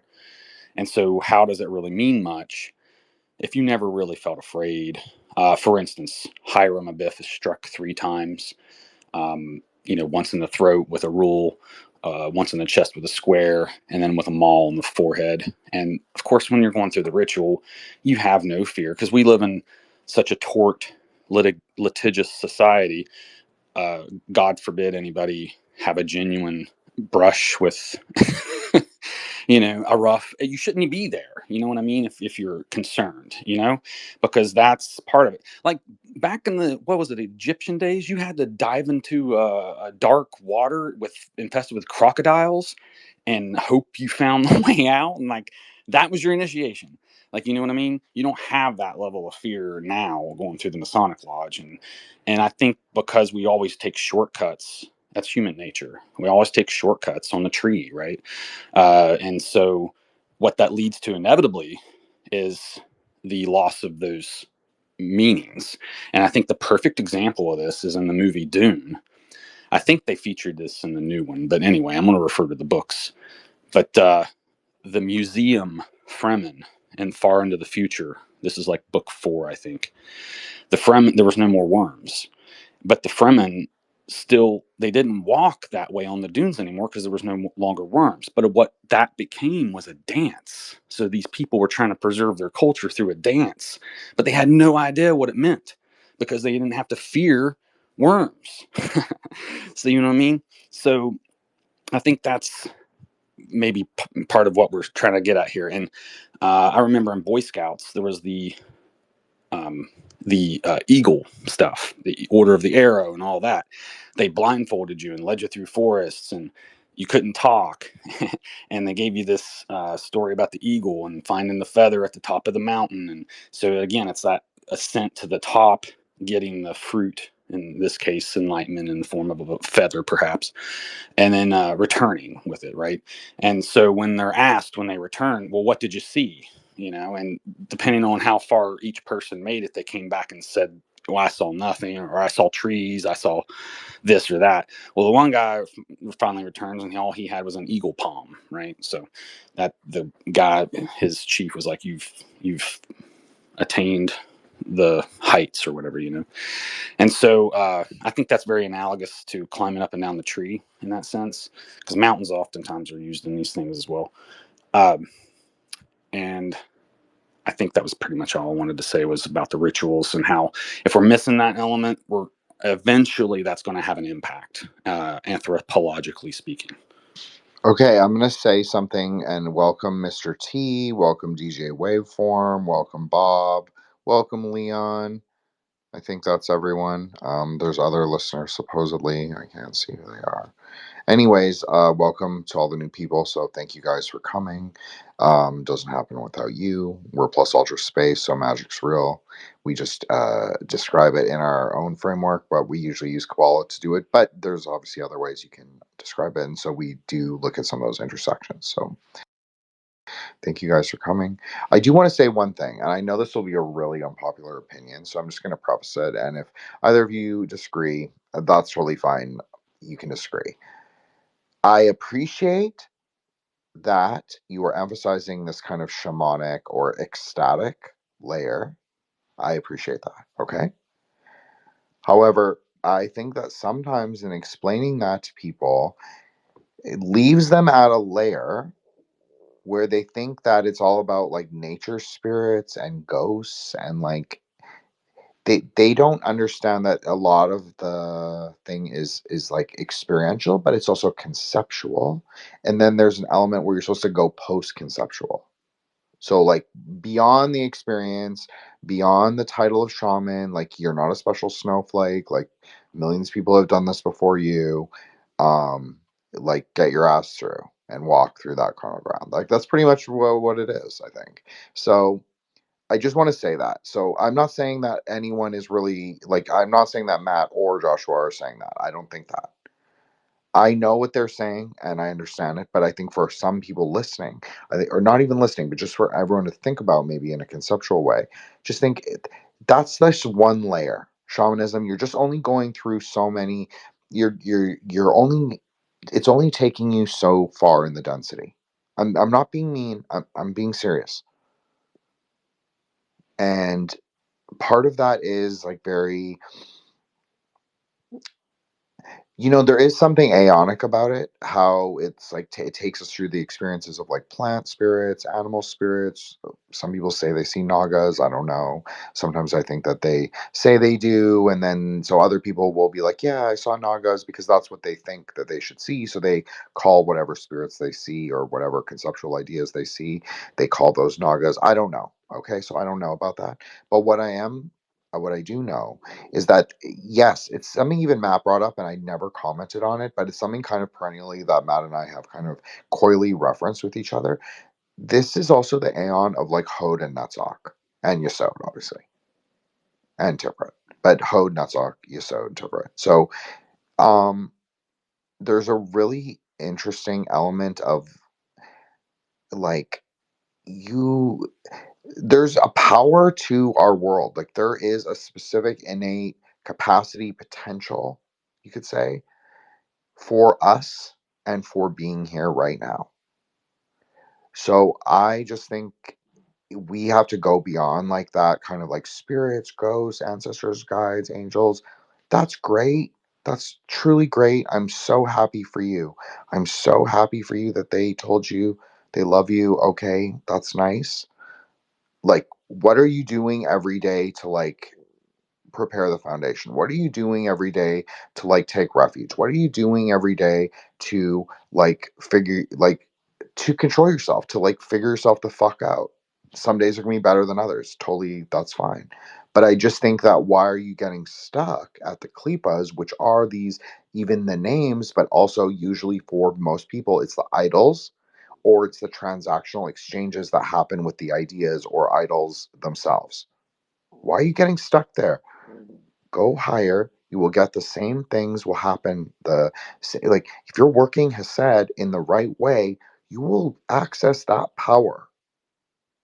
May not manifest exactly according to what you want, but you can still draw wealth. If you're in Netzach, you can still draw wealth. It just doesn't. It just let it go. Like let some of that go. That stuff will happen. It's not 100%. But once you start to get comfortable in the contours of what those things are, yes, you can start to understand like there's distinctions, there's like a difference of ray, there's a difference of quality, there's a difference of density. So that's what I'm saying. Don't get lost like right at the jump. Like keep going. Get your ass through that carnal ground. Yes, Matt, please go ahead. So that was actually great that you mentioned, Jin, because sometimes we may get lost in the literalization of things, right? We take things for in literally, or they are not. Again, we got to remember it's all on the mind, it's all on the soul, that these kind of things happen. You can think, for example, just because you took a specific medicine, since we're talking about shamanism, let's say ayahuasca or whatever, that you are initiated in that. Yes, in a way, but if you don't appreciate the experience for what it really is, like Jin said, conceptually and post-conceptually, then you are just like a junkie. Sorry, like you have a lot of people who go to these things and they change whatever religion they had, if it was materialism as a religion or literal religion, to now let's say ayahuasca is my religion. And I say that as someone which went quite some time, so that's why I have some grounds to explain here. But anyways, I wanted to also speak about what Joshua said about the earth initiations. So another thing that we kind of lost nowadays, but it was used before, is again, you came into Malkuth, you came into a system, okay, Earth, Gaia, whatever, Tara, how you want to name it, it's a system, and you came here. You gotta be accepted by it so you can start playing around. Okay, so how would people do this before? They would get your placenta and they would again bury it. They would make it so Earth accepts you, some kind of Earth initiation. All right, otherwise you don't have access to the code, and Earth it's rejecting you. That's why again, if you again, things are conceptual, right? It's not literally because they put the placenta there that it kind of works, but again, we're talking conceptually. But if this didn't happen with you when you were born, because well, most likely you were born in a hospital and whatever, there was no care for this initiation aspect of it. Well, try doing it yourself. Try finding a way for you to be in touch with the simulator. Now I'm here not talking about, like Jin said, it's not about the nature, spirit, whatever. It's literally, think about it in a tech way if you want. It's a simulator. You need to enter the fucking terminal to write your code. That's it. Like you need access to it. So you got to play with that. And another thing also Joshua mentioned about the fear. So you have, for example, on the stories, heroes being initiated, like Hercules. He will go through such lengths, right? The 12 initiations. He'll go through such lengths and like crazy experiences that, again, nowadays you may not find a dragon to fight, literally, unless you're going to, I don't know, the Antarctic or whatever.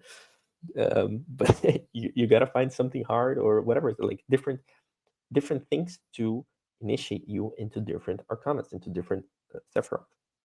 If we want to go with, let's say, a kind of hermetic way, you have solar, lunar, and earthly initiations, like they say, or like they say, like it's supposedly written, right? The sun is its father, the moon is its mother, the wind had carried in its belly, the earth is its nurse. So we have the three there. Let's break out the mysticism. Solar being the conscious, lunar being the subconscious, and earth being the unconscious, the deepest, right? The most dense. And again, if you just work with those, see it on the tree, now you have a bunch of the middle path already covered. You have Malkud, you have Yesod, and you have Tiferet, right? You're almost there. Also, another way of seeing it, body, mind, and soul. You got to be in touch and working with all of them. Another way initiations are carried on through the DNAs, right? So you have all those conspiracy talks about the families, 13 families and whatever, which, by the way, use your brain a little. If you know the name of someone, they are not as deep in the thing as you think they are. They're just as bound as you, to be completely honest.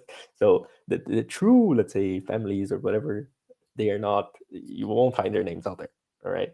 But that's a way of, as well, of carrying the initiations. That's why you would have royalship being very careful with who they slept with, because like Jin also was talking about Tantra, like, again, let's think in a tech way.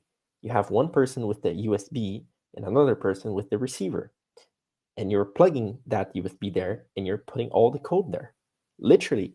Like, there's not it's not like crazy to think about it. You're literally putting code. DNA is a code. So if you put your thing there and something something comes out of it, a baby comes out of it 9 months afterwards, well, you programmed your little golem. So you got to be really careful. Even if nothing comes out of it, if you're in the receiving end, let's call it this way, the code is getting installed, right? And that's true for either gender or whatever, like anything. Like you can be plugged in with different tools, let's call it, right? You have one tool which is quote unquote made for the job, but you have other tools, like when you're kissing someone, or when you're eating something from someone else, whatever it is, right? And again, this is all conceptual, but I think that was that was interesting, what I got from what you guys were talking about. Yeah, that was interesting. Thank you, Matt. That was really great. I agree 100%. Okay, Joshua, I'm giving you I'm letting you go right away now. Thanks, man. So I was curious, Matt, are you familiar with any examples of maybe when the placenta is buried, do they sometimes put a tree there, and then does that become a family tree, quote unquote? Because I've heard stories of how families might have groves on top of like a mountain or whatever, and they would bury their dead under them, and it was thought that or put a tree on top of the body, perhaps, I guess is how it went. And then the spirit was thought to reside within the tree or whatever. And that too kind of came to mind as like family tree. So anyway, I wasn't sure if that stuff was true or not, but I was just curious if you've ever heard anything like that. Yeah, I'm pretty sure you can do it with a tree. That would be very interesting as well, right? Like you're saying, if you're not mistakenly putting the energy on the tree, as in you think the tree is the thing, because again, it's all conceptual, then that would be great. But I think I've understood it in this way as well. It doesn't have to be, but some people would do it, like putting the tree afterwards and so on. So also in a kind of materializing way, so you remember where you added the thing. I know there's a very interesting guy. It's maybe not the complete magical in terms of what we're talking about here, but it's interesting anyway. The Jodorowsky, or whatever his name, for the tarot, he has I think it's called Psychomagic, or I don't remember right now exactly the name, but it's a very interesting book. And the method he uses in a lot of ways is through that. Like, you have this kind of magical experience that you want to deal with psychologically, and you, at the end of it, let's say, plant a tree or plant something to kind of materialize it. right? So he doesn't explain necessarily in this way, but it is what it's doing, right, in a way. So it makes sense. Yeah, man. Thanks so much. I appreciated that. And you reminded me of something else. David Lynch had a method. He created like a type of fishing pole, and he would fish for ideas. So, yeah. Oh, and I was also thinking too.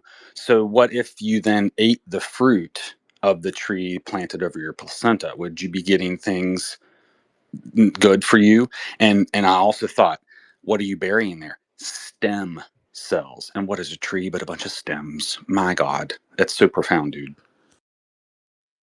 Yeah, I don't know about eating the fruit part. I don't know if Jin also has something to talk about, but definitely, again, conceptually, it's already done, right? In theory, after you plant a tree, it's kind of already done if you maintain the mental coherence. So it could be a nice experience, but also if you're talking about like dealing with Earth, what's an easy way of doing it? Like just literally just grounding, right? Just getting in touch, just not being all mental, all higher spheres. Like you got to remember, you're still in Mokut. Sometimes you got to do earthly things, whatever that means to you. But just do it, right? Get your ass down here and ground yourself. Yeah, I totally agree, Matt. But like, there's something really funny, and like, I garden. Some people who know me, there are people who know me, and like on here, like Ashley, she knows this. I garden, so like I have like beds. I have an acre plowed, so I grow like lots of different things. But that's my thing. That's like what I do in the summer because it helps ground me. But during even the year, I have my like, some I like have animals, so that's like a big part of it. But I also hike, I snowshoe, I do ATVing. Like I'm very like outdoorsy in a way. And so I think that what Matt said was like great advice. Like it doesn't just have to be Earth. It can be like you can go to the lake. You can just go like barbecue, um, you know, like at some state park for an afternoon. That's a great thing. Just be there. You like cook like food in a very primitive way. Like that's all surgical. Like you can treat that all surgical. You can treat that all magical. That's very Malkuth. Like that's what it is. It's like being really rooted. And like another thing that people do is they do the U picks. Like you go pick blueberries or strawberries or apples, and apples aren't now obviously, but with your kids, that's a perfect like you want like a day to day Kabbalah activity or like a special event thing. That would be a really good one. So there's something Kabbalistic even about obviously about fruit, about the colors of the fruit, about the natures of the trees. You could say that there's like you could like learn about the astrological nature of the specific plants you're using, all of that. And I want to shout out, hey, Joseph. So Joseph, obviously, and Gunther Joseph has come to many of our spaces. We would consider him definitely an honorary lodge member. Thank you so much, Joseph. Appreciate it. You're seen, you're heard. Thank you for coming. Only happens with you guys in synthesis. So I think, yeah, what Matt said was really good. Or you can garden, or you can grow. Um, One of the really good things I actually think, like if I was to give like a recommendation, I think sunflowers are a really interesting thing for people to grow. If I'm being honest, I think that they're very easy. So you're immediately penetrating one density of Malkuth, like right away just by planting those seeds. They're really easy. They'll grow anywhere. I mean, not anywhere. They actually like it. They can handle soggy, but they like it. They don't like it like waterlogged, but they can handle it being soggy like regularly. But you want it. They can also handle super dry, but they do need like watering at the beginning for sure. But they're really easy to deal with. So they're also nitrogen fixing. So actually, at the end of the season, what you can do is very easily you just cut them right at the stalk and the leaf, and you just like leave it there, and that's compost. You're like kind of putting the nitrogen back into the soil. So you can also do that with comfrey. In fact, you could also mix the two. Be really interesting. But and comfrey also has like external medicinal uses. So that's another kind of Malkuth thing, like, right? Because what is your skin but that which protects you and keeps it all contained? So obviously a vulnerary herb like comfrey, that's perfect. Sunflower obviously is solar, of course, but the things on the earth do not function without like the rays of the sun, without the heat, without that interaction, right? So it's necessary. It's like you must have it in some sense.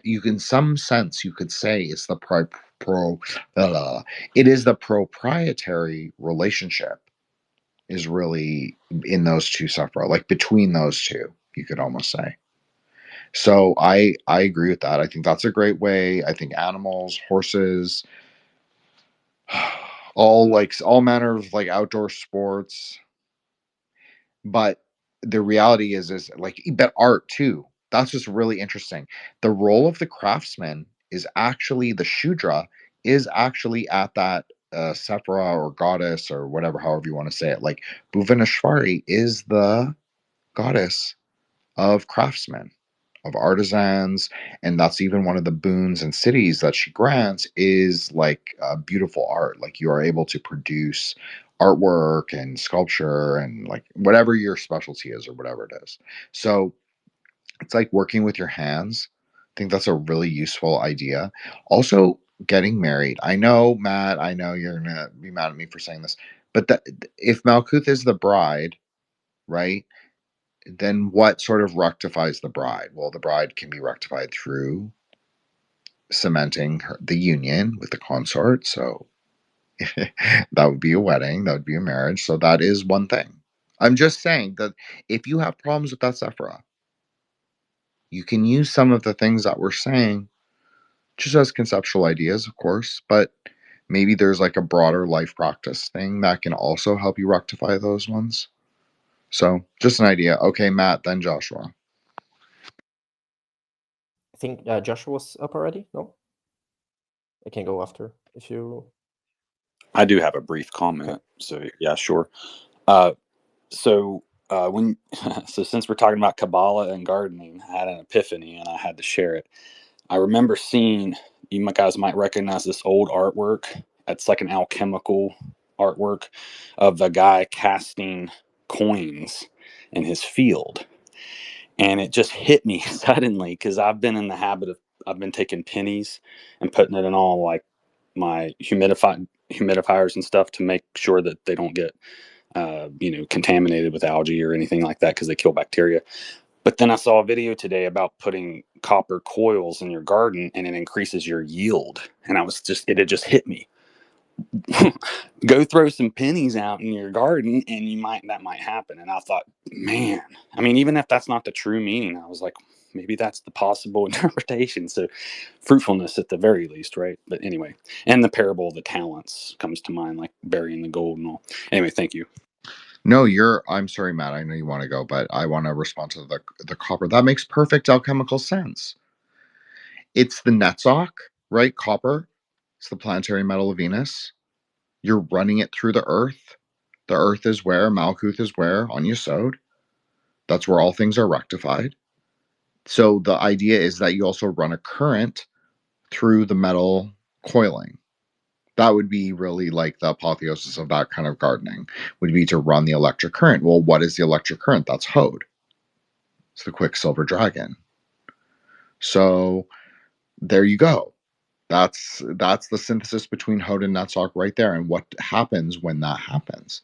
You are applying the ingenuity of man, your consciousness, your time, your attention, your will. You are applying the technology of man in a way because you're running a current, right? Doesn't it? Yeah, of course you could set it up so it gets lightning struck, but that's not quite the same thing. And I know Joshua was talking about that to me in DM today. So you're doing that. Then you have the copper, the natural material, because copper really does come right from like it's soft enough that it can be very easily like surface mined. Sorry, I couldn't think of the word. So it is a material of Netzach. Like we talked about last week, like we talked about bathing ingredients, minerals, botanicals. Well, copper is a mineral. And just like with all things of Netzach, it is easy to access. So that's kind of the idea. It's like, yeah, it takes a little knowledge, takes a little understanding, and takes a little wisdom to make it open up, right? That's an idea of Netzach's faith. I know Matt has brought this up several times, and so that's what you're doing. But the faith is through this like kind of, it's sort of like Gnostic gardening, you could even say. And I'm not trying to be funny by saying that, but you're kind of like applying these not necessarily mainstream principles, metaphysical principles, because what else makes gold? That's the other idea. Like even Joshua brought up the parable of the talents. Of course, it made sense to me instantly. Is that you need copper and quicksilver in order to transmute gold. Now, we're speaking conceptually, but yes, you can actually. But you need those two elements. That's often what gets sort of mystified by the turning the lead into gold, sort of, we'll say, alchemical wives' tale. Because the actual true ingredients are not said in the story. So that is kind of interesting if you think about it. Okay, yes, Matt, please go. It was actually very interesting what you guys just talked about. Also, the examples you gave on how to, ground yourself in many different ways. And you're right. When I talk Earth, I mean the planet, but you can use Earth element, you can use water element, air element, whatever, right? Even fire. But those are great. Also, ceramic. I understood when I did a golden quite a few weeks ago. It was quite the experience. It was nice. So maybe if you are someone who never tried, you can try. Maybe you find it nice for you as well. It's a very grounding experience.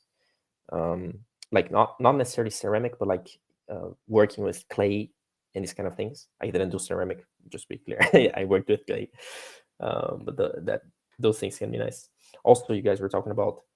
It reminded me of kind of this electroculture idea, right? You're using the copper and the rod, not hot, the rod, right, that you put there, so that the electricity can flow, so the electromagnetism can work better. Again, if that works for the plants, imagine if you did something similar for your body. Now, guess what what all the practices that we're talking about here are trying to do also, in a way. It's not, it's mental, but for the mental, the electricity to work, it needs the vessel, right? The vessel to be ready, the vessel to be let's call it pure, for the electricity to flow. All right. Another idea, since we talked about marriage, Jin, that I just remembered, is if we are talking Malkut, well, the path from Netzach to Malkut, at least from the system that I use, is the sun, the card of the sun, which does talk about the marriage, but not the literal, the physical marriage, but the alchemical marriage, the one where you take your true, let's call, I forgot the name right now, but the other half, let's say, your other half, which will be depending on your main gender, will be the other one, right? It completes you. I forgot the word for it right now, but soulmate, exactly. So the true meaning of soulmate, right? It's literally, it's not someone that will come necessarily and in real life be your soulmate, but it's the part of your soul which is missing that you are ought to complete. And when you do, you have the alchemical marriage, right? The 10 of Cups as well. And that's another thing you can also take from the Sun card, is transmuting the lead into gold, which is talking about getting the physical gold into transcendental gold, and vice versa. So getting the knowledge into money into knowledge, and these kind of things, right? This is one type of example, but again, working with Earth, it's kind of, it's sometimes hard, or it's kind of a pattern that a lot of occult people or like magicians or whatever fall into, like this kind of trap of forgetting the material world, as in I don't need to make money, or like living it kind of in poor conditions, let's say. But that's not the case at all. Like, again, if you're talking about working in the world of causes, if you want to make change in the world, you need resources. You don't need to be a billionaire, but you need resources. You need access to people with resources, whatever it is. You need to move things around. That's if you want to work in the world of causes, right?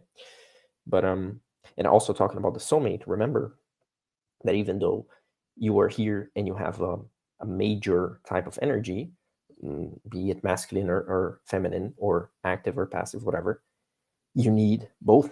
Again, we are talking about the tree. If we want to come in synthesis in the middle, we need both. We need the masculine, the feminine, the active, and the passive, right? If you're like a lot of guys will say something like, oh, you know, these kind of things are for girls or whatever, like astrology. And the other guy on my timeline the other day said, astrology is for girls. Like, sure, bro. Like, if you want to believe some things can, like, if you don't want to believe some things can affect you, you might as well just quit life or whatever, because your body is acting passively all the time.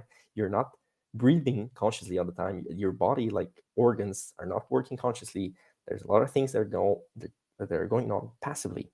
You have to accept that. You got to work with that as well, and vice versa. If you are like more in the passiveness of life, you got to remember to be active as well, because otherwise life would just lead you to whatever it thinks it should, and sometimes it's not going to be so great. It will be better if you take control. So you got to play around with those. Again, active, passive, electric, magnetic, so on and so forth. No, 100%. Obviously, that's plus ultra, what Matt just described. So that's like what our spaces are about, and like in a broader way. It's not just plus ultra as the idea of course, I think it's a really interesting speculative, quote unquote speculative, but no, it is speculative. But it could also be true. And so I kind of believe it personally, and I've said that many times. So, but I do think that there is a secret society of magicians. But aside from that, I also think like plus ultra is really that relationship of like when you're at Hode, you're standing there, you're kind of perceiving the whole world.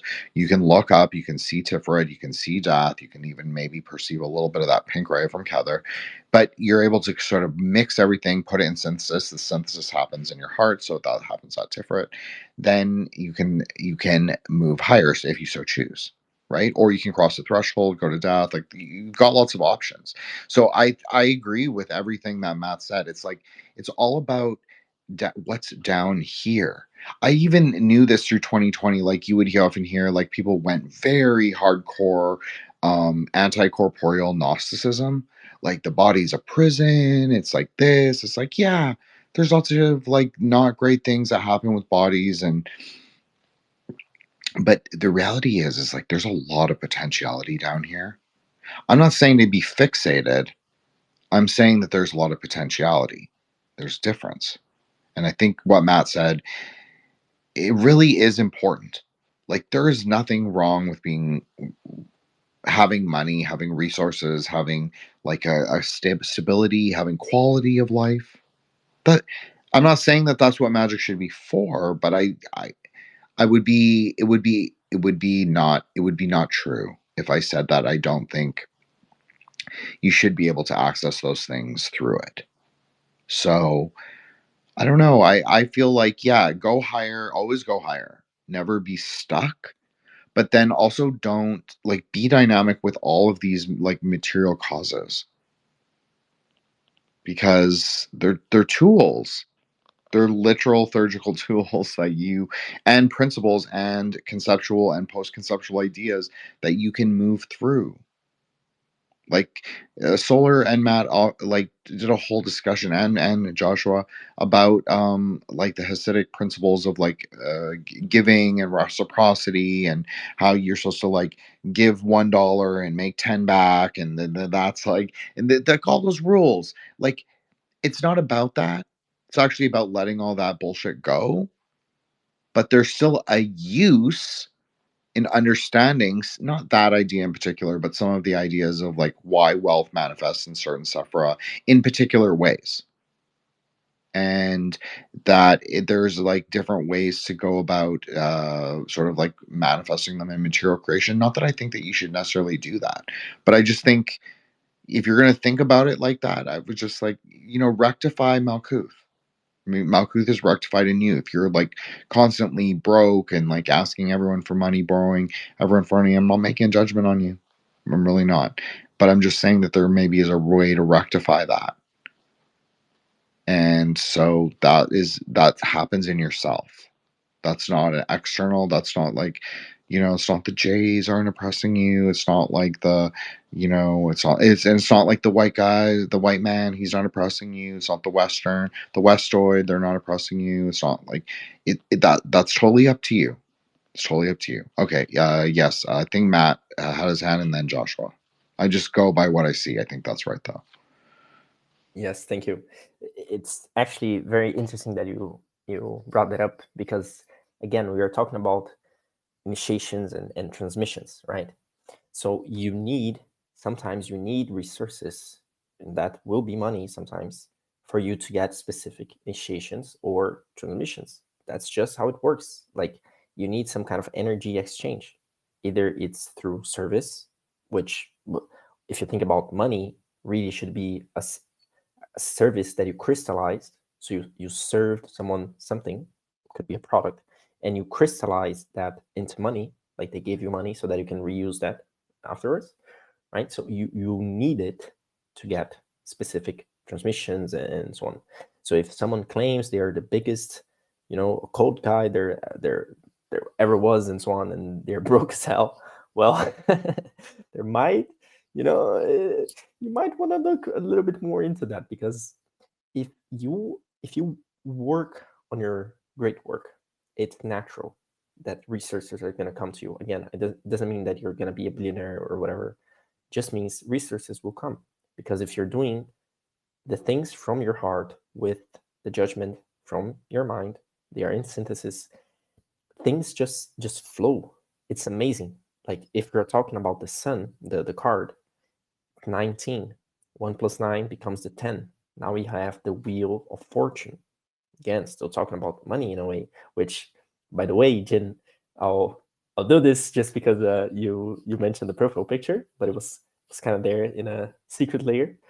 What I'm trying to do with the profile pic, in a way, sure, it's been out because I have the black shirt and whatever, but the actual background color, it's supposed to be gold and dark blue, very dark blue. And in the system that I use, that is the path of the Wheel of Fortune. So that's Yod, that's Hesed to Tiferet, right? And basically, the Wheel of Fortune will talk about, again, making the wheel turn. So that how you do it, you need, for example, if you're paying someone, you're making the wheel turn. You're making the money flow. If you're getting paid, again, you're making the wheel go. If you're being part of a network, in a way, if you're being part of a group like this one, you're part of a group, we're getting into the circles, we're getting into the wheels, right? And then again, that's the idea, how you get transmissions validated. Well, because you have other people kind of in similar things as well. Like, sure, don't take what others are saying for granted, but just try to understand it, at least in a conceptual level. If you can talk to people about similar experiences, that's one of the ways of validating the transmissions you're getting. Because otherwise, if it's just you, then yeah, either you're the most genius guy ever, or there's something wrong. Maybe you're just, like, your point of view can be clarified. That's it. Doesn't mean it's wrong. Doesn't mean it's just maybe incomplete. Like, it can be greater. Like William mentioned a while ago, like, maybe go higher on the tree, maybe go to a different tree. Who knows? Like, every Sephiroth has a tree inside of it, and every tree is contained in another Sephiroth. So maybe try zooming out a little bit, or in, depending on what you're trying to do. But that's again, it's very important that we cycle through every. We got to remember also, every Malkut will become a Kether of another tree, and so on. So that's why you gotta, like Jim was saying, rectify Malkut. Otherwise, you cannot go into the next tree. It will be broken, become a Cliffa. So some things to think. Yeah, that was amazing. Thank you, Matt. Okay, so we have 10 minutes to go. That was a great place to end, though, to be honest, about the trees. And like, yeah, it's like a garden of pomegranates. Like, that's not a metaphor. I mean, yes, it is a metaphor. But he's telling you He's telling you like how to do it. He's telling you through just the title. Just the title. He's telling you it begins in the garden, it begins in the orchard, it begins in this kind of like synthesis of like analytical mind and like the natural phenomena, like what appears on the garden. And it's like you have to cultivate it. How do you cultivate like an orchard? With loving kindness. This is obviously a conceptual way, but you also have to be discerning, meaning like you have to prune. That's discernment. You have to prune where it needs pruning. You have to pull out weeds. You have to know what a weed is. I know there was a movement, and I agree with the movement that like, you can have like a diverse lawn, no problem. But if you're cultivating like an orchard, you cannot have every plant growing because it can actually strangle like the fruit trees or it can cause blight. You have to be very careful. So that's discernment. That's Gevra. You're applying the fire. You're just doing it in a very conceptual way, but then you're also using iron tools a lot of times. Iron is obviously the metal of Gevra. It's also forged in fire. So you're bringing like that Gevrotic process. Yeah, the element of fire might not appear there per se, but it is there. It's very much there. It's you in the interaction with your tools, especially if they're metal. Obviously, if they're wooden or something else, yeah, no, you're right. It's not as much, but it's still there a little bit. Just maybe in a degraded clipolithic form. Not all clipos are bad, right? Sometimes they're just vessels. They are what they are. But we have to remember to, you can't just leave them. You have to kind of rectify them or break them or decide what you're going to do. Or they're going to like become part of your experiences. So okay, so yeah, basically, and then also in time, right? A farmer's almanac doesn't just give solar time; it gives lunar time. So, like Matt was even talking about, like alchemical marriage. That's why agriculture is one of the best, and probably, to be honest, one of the oldest sort of metaphors or allegories for the tree, because a lot of it has to do with the alchemical marriage. It's using both calendars, as we've discussed. But the moon isn't alone. The moon is also related to Binah in time. So that's how that interrelates. But Binah is also like a formation in a way, or like materiality in a way. It's like bringing things into density. I think that's how I've described it before, and I think I like that way because that's exactly what it is. It's the gravitational force that brings things into density. So you need it there, and you also need that. You also need Hokmah. Excuse me, I was going to say something else, but you also need Hokmah because you need sort of that's the wisdom of like people who came before. So that also is contained in the Farmer's Almanac. Very interestingly, not 100%. Because Hokmah is unmanifest wisdom, so it can't all be written down. But this might be gardening advice you get from your parents or your grandparents or some old lady down the street. That's Hokmah. That's what it is. Or some like old dude, like farmer guy. He's like, this is good. Yeah, you don't grow this. The crows will, like the crows will eat this, or they'll stay away from your pumpkins, or whatever it is. It's just that like kind of wisdom advice that you're given. That's Hokmah. But there is an element of that in the Farmer's Almanac because it will contain folk wisdom. So it's another way to think about it. It's not quite as potent, just like using a wooden tool isn't quite as like Gevrotic as like using obviously a forged steel tool. That's going to increase it, right? You're increasing the predisposition to work through the Sephra. With your tools, you're adding correspondences at least.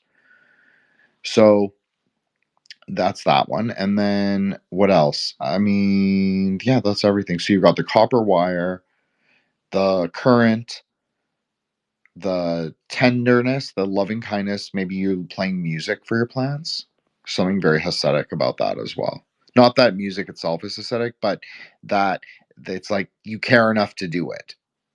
So that is what it is. And then you're taking care of them. So that also requires, as I often say, Gevurah and Hesed must be in dialectical synthesis, must be. So by taking care of them, you're also discerning what is good and not good for them. That's part of caring. Then You are applying things of the carnal ground, so you're bringing that banal element as well. So you're bringing like compost. That's very banal because it's sinking to the bottom of the soil, all that stuff.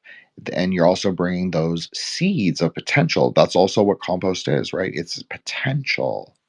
Just hasn't fully manifested yet. It needs some like aerobic processes. It needs to mix with the air.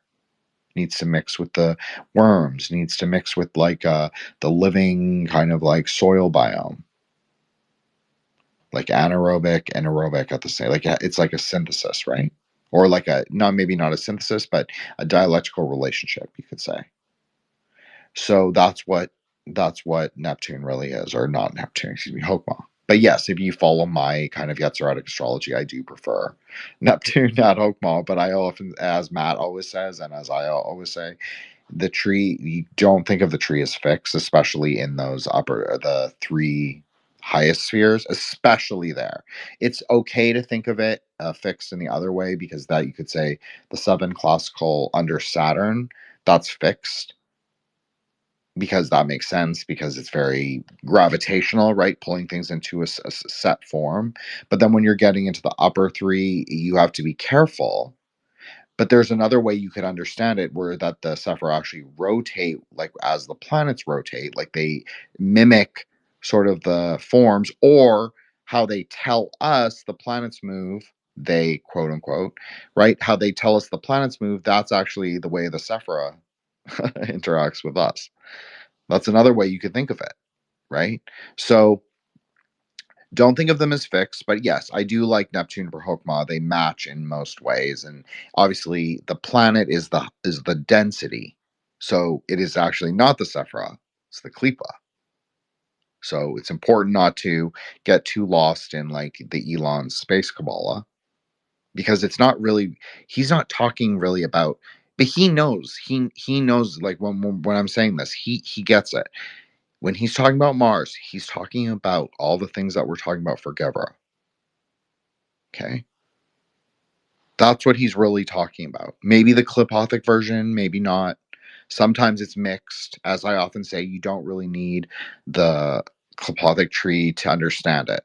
You don't need it conceptually. You can just climb the Sephira and you'll conceptually get it. Sometimes it helps it to discern it outward, like to be like, yeah, okay, conceptual marker.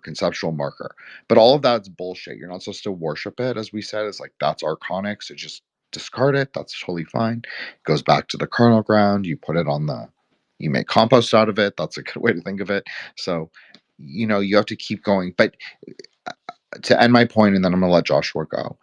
Agriculture is a very good way to understand the tree. So, and I'm not saying agriculture on like a wide scale. You could even do Kabbalah in a pot, like in a, not a pot, but yeah, like a pot, like a out, like an or like a terrarium, or like an outdoor sort of like a container garden. Yeah, you could do that. You could do a whole, like you could do Sephira. You don't even have to do, you could just do one bed. Could choose plants of the astrological natures, the colors that produce flowers. Obviously, edible is better, because then it gives you another layer of sense through taste, through not just the color of the flowers, but the color of the fruit, what kind of fruit it is, the how deep the skin is. Like, all that matters. You could think of that all in a Kabbalistic way. And because it's a plant, it lives and dies, right? So it's not really Klipothic. Kind of an interesting concept. Anyways, yes, Matt, please. Or was it Joshua? I'm sorry. Who was it? I apologize. Yeah, It wasn't. Joshua had the hand up first, I think. Okay, Joshua, please go. Yeah, I concur. I think that agriculture actually helped me. I went into the Master Gardener program for a while, several years back. And while in that, I really gained a deep appreciation for gardening and agriculture and horticulture.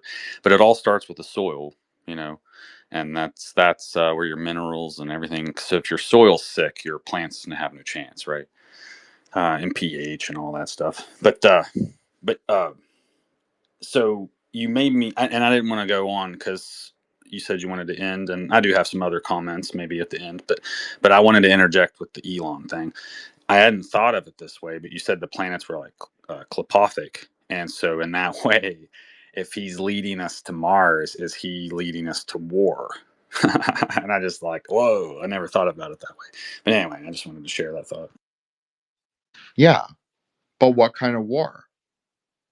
War doesn't necessarily mean externalities. War can be a war of narratives. That's very Gevura. Words have a lot to do with Gevura. And it has a lot to do with narrative. It has a lot to do with push and pull, right? Dialectics. Like that's what Kabbalah is. So, yeah, I mean, it's a narrative war, and we're seeing it right now. If you want to do a little parapolitics right before we end, and Joshua, I do want you to finish and go after Matt goes. I mean, I want you to finish like your full thoughts, like whatever you have, you can totally close us out. But no, that he's talking. We're just seeing it right now with the Candace stuff, with the space is fake. I don't know space is fake. Like I legit don't know, and I would never even concretize it like that. I just think of it as conceptual anyway. That might be useful for people instead of being like dogmatic, like Earth is flat. Like, okay, that's great for you. I think it's a sphere. That's fine. I think it's Brahmaloka. That's fine. I think it's Mount Meru. That's fine. Hyperborea, World Island, Turtle's Back. That's fine. That's great. Okay, it's all conceptual. It doesn't matter. Yeah, there's a layer of science, analytical science that we need to understand to communicate with each other. Sure, 100%. Is that provable? Sure. To a degree, 100%. I just think that like we don't overrely on it because we don't worship science, right? We don't worship science. We respect it, but in the same way that we respect nature, right? We don't worship nature, but we respect nature. So exactly the same thing. And so that's basically it. I mean, he's talking about like what kind of like dialectical battles are we going to win? And that's why I often kind of maybe subtly, but also like implicitly push the ideas of like using kind of like the knowledge that we talk about, at least in an interesting way on your own timelines, because I do think that will is like what we will is in a way on the timeline. I think there's a degree, an element of that. I think we've manifested a lot more than people even realize. I'm not even kidding. I think that the conversation, we're on a different timeline. And this was actually my original, what I was thinking for the original um, theme of the space before Matt suggested this title, but I'm glad we went with this. But I was thinking like timelines. We exist like 2 years in the future. That's the truth. You want the truth? We're like way ahead of the normies. We're way past mainstream media. Like our ideas are what manifests. It's not that everyone's ideas win. Of course that's not true. But ideas, if you know how to finesse them, they can win. That also means a lot of narratives that we see are fake because then we don't want to hold on to they don't want you to like cut through, right? Because if you believe in the fake narrative, fake news naga, right? So I often say that. So if you believe in the fake news nagas, if you hold on to one of those narratives that happens to be fake, that doesn't mean it's not true in a relative or perhaps material way. Sometimes they are, sometimes they aren't. But if we can't control it, it doesn't really matter. But I do think X, you have to think of it as very alchemical. Matt said this at the very beginning. It's alchemical. The things rise to the surface, things forged in fire, seeds, words, ideas. Okay. So, like, what distills out? Well, I think that there's a lot. No one should doom pill. Legit. Don't doom pill. There's a reason why people are telling you to doom pill. There's a reason why people post exactly the same, like as each other.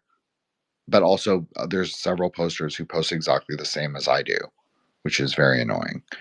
But I digress. But there's a reason why they push the doom narrative, where it's like, oh, it's all done, like, you know, like, I know some of you don't like Trump, whatever, okay, but you know, this is, I'm the boss in a way. I mean, Matt and Josh are also the boss, and Solar is Solar is really the boss. But today, for at least Grey Lodge and the Gnostic Mass, I'm the boss, well, one of them. So I like him. I don't think all hope is lost. I don't think the economy is lost. I don't think our foreign policy is fucked. I think, yes, tumultuousness. It's the year of the fucking snake. Grab a bridle and jump on, because that's the year of the snake. I mean, it's the burning ground. This is what it is. Don't doom. Like, the kingdom is the country. That can also be an understanding. Borders are a must. Like, there's a lot of Kabbalistic choices that are just logical.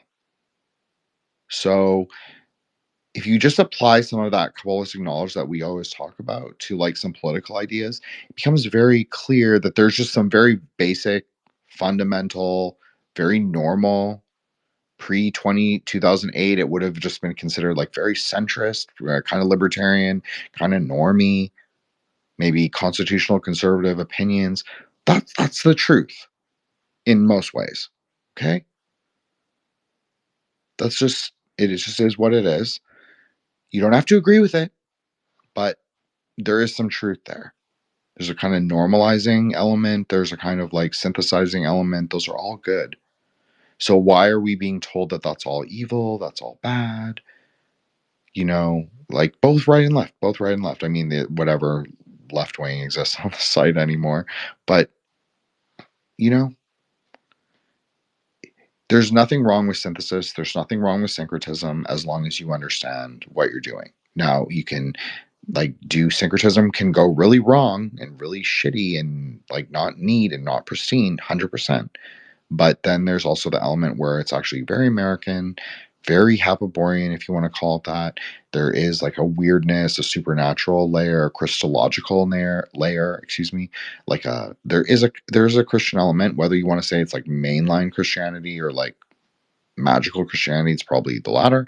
But there's a Gnostic element, there's a neo-Gnostic element, there's a Ptolemaic element, there's a Mormon element. That's all part of America. So, you know, I think that if once people are more flexible, like be more Aeon of the Daughter, just fucking dance. It's totally okay. Just be conceptually flexible, and you'll be fine. And like, you know, people who like nominate themselves as thought leaders, very rarely do they have anything really interesting to say, in my opinion, in terms of politics or in terms of like views of the world. Like, I think dynamism is so I think dynamism is so cool. Like, that we have potential, that we can make things, that we can talk about things, that nobody's controlling us. Nobody's like saying like don't talk about this, but we can actually come together and we can say, yeah, we prefer middle pillar approach as a group. We're normie in a way, but we're kind of like on the edge lords, because we're talking about much more out there things. But we're saying, yeah, we can talk about that, but then we're going to bring it into the middle. We're going to bring it into synthesis. We're going to bring it into understanding, and we're going to root it there. And if there's things that we don't like about it, we can say that. That's like that's a very human experience, I think.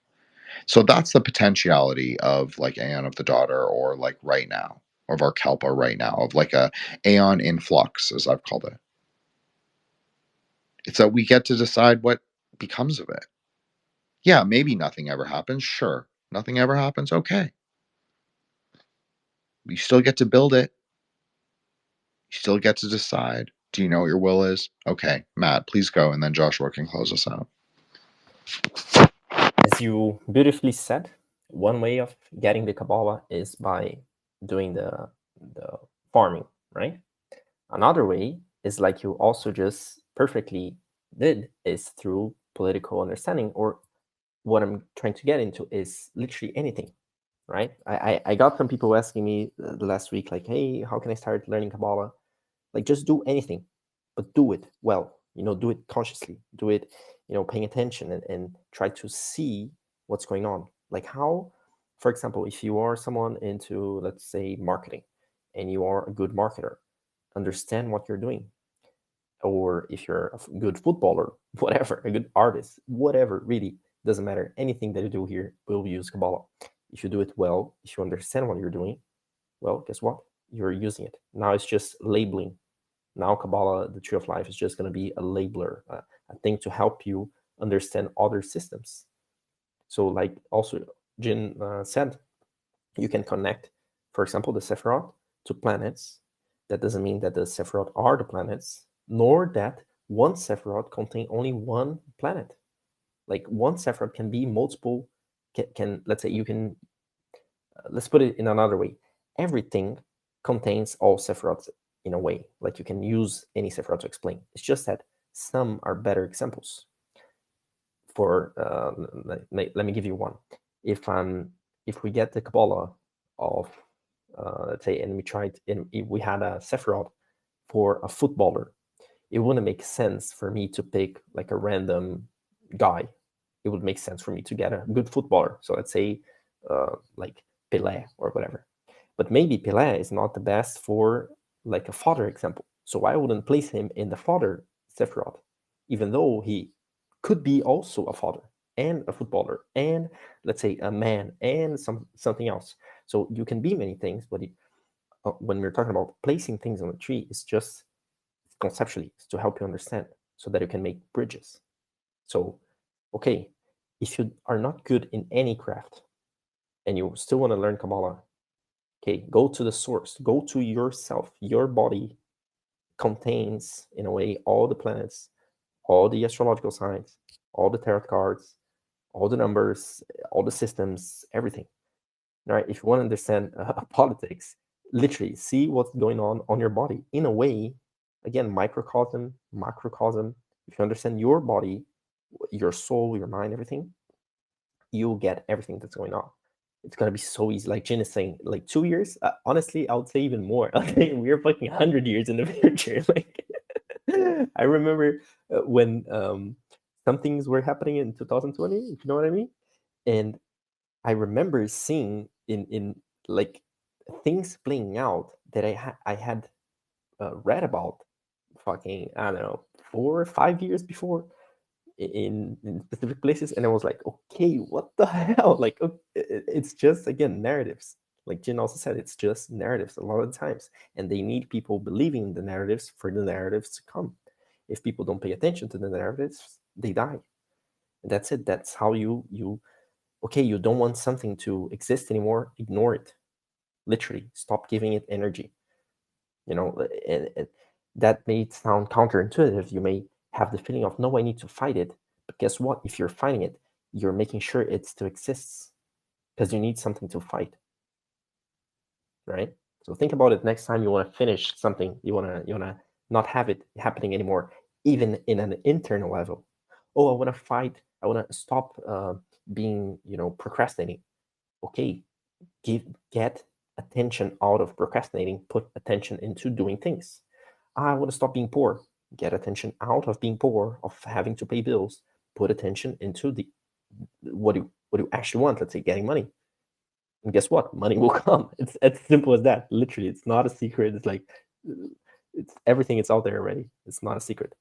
You have AI even nowadays. It's as easy as ever it could have been. So that's it for it. Yeah, that was great, Matt. I had so many points while you were talking, and then as soon as I come up, of course, I forgot them all. I guess that is what happens sometimes, especially late at night when I may or may not be smoking things. It's Friday. I'm allowed. Come on, it's late. It's really late here. So, I don't drink. I don't eat carbs, really.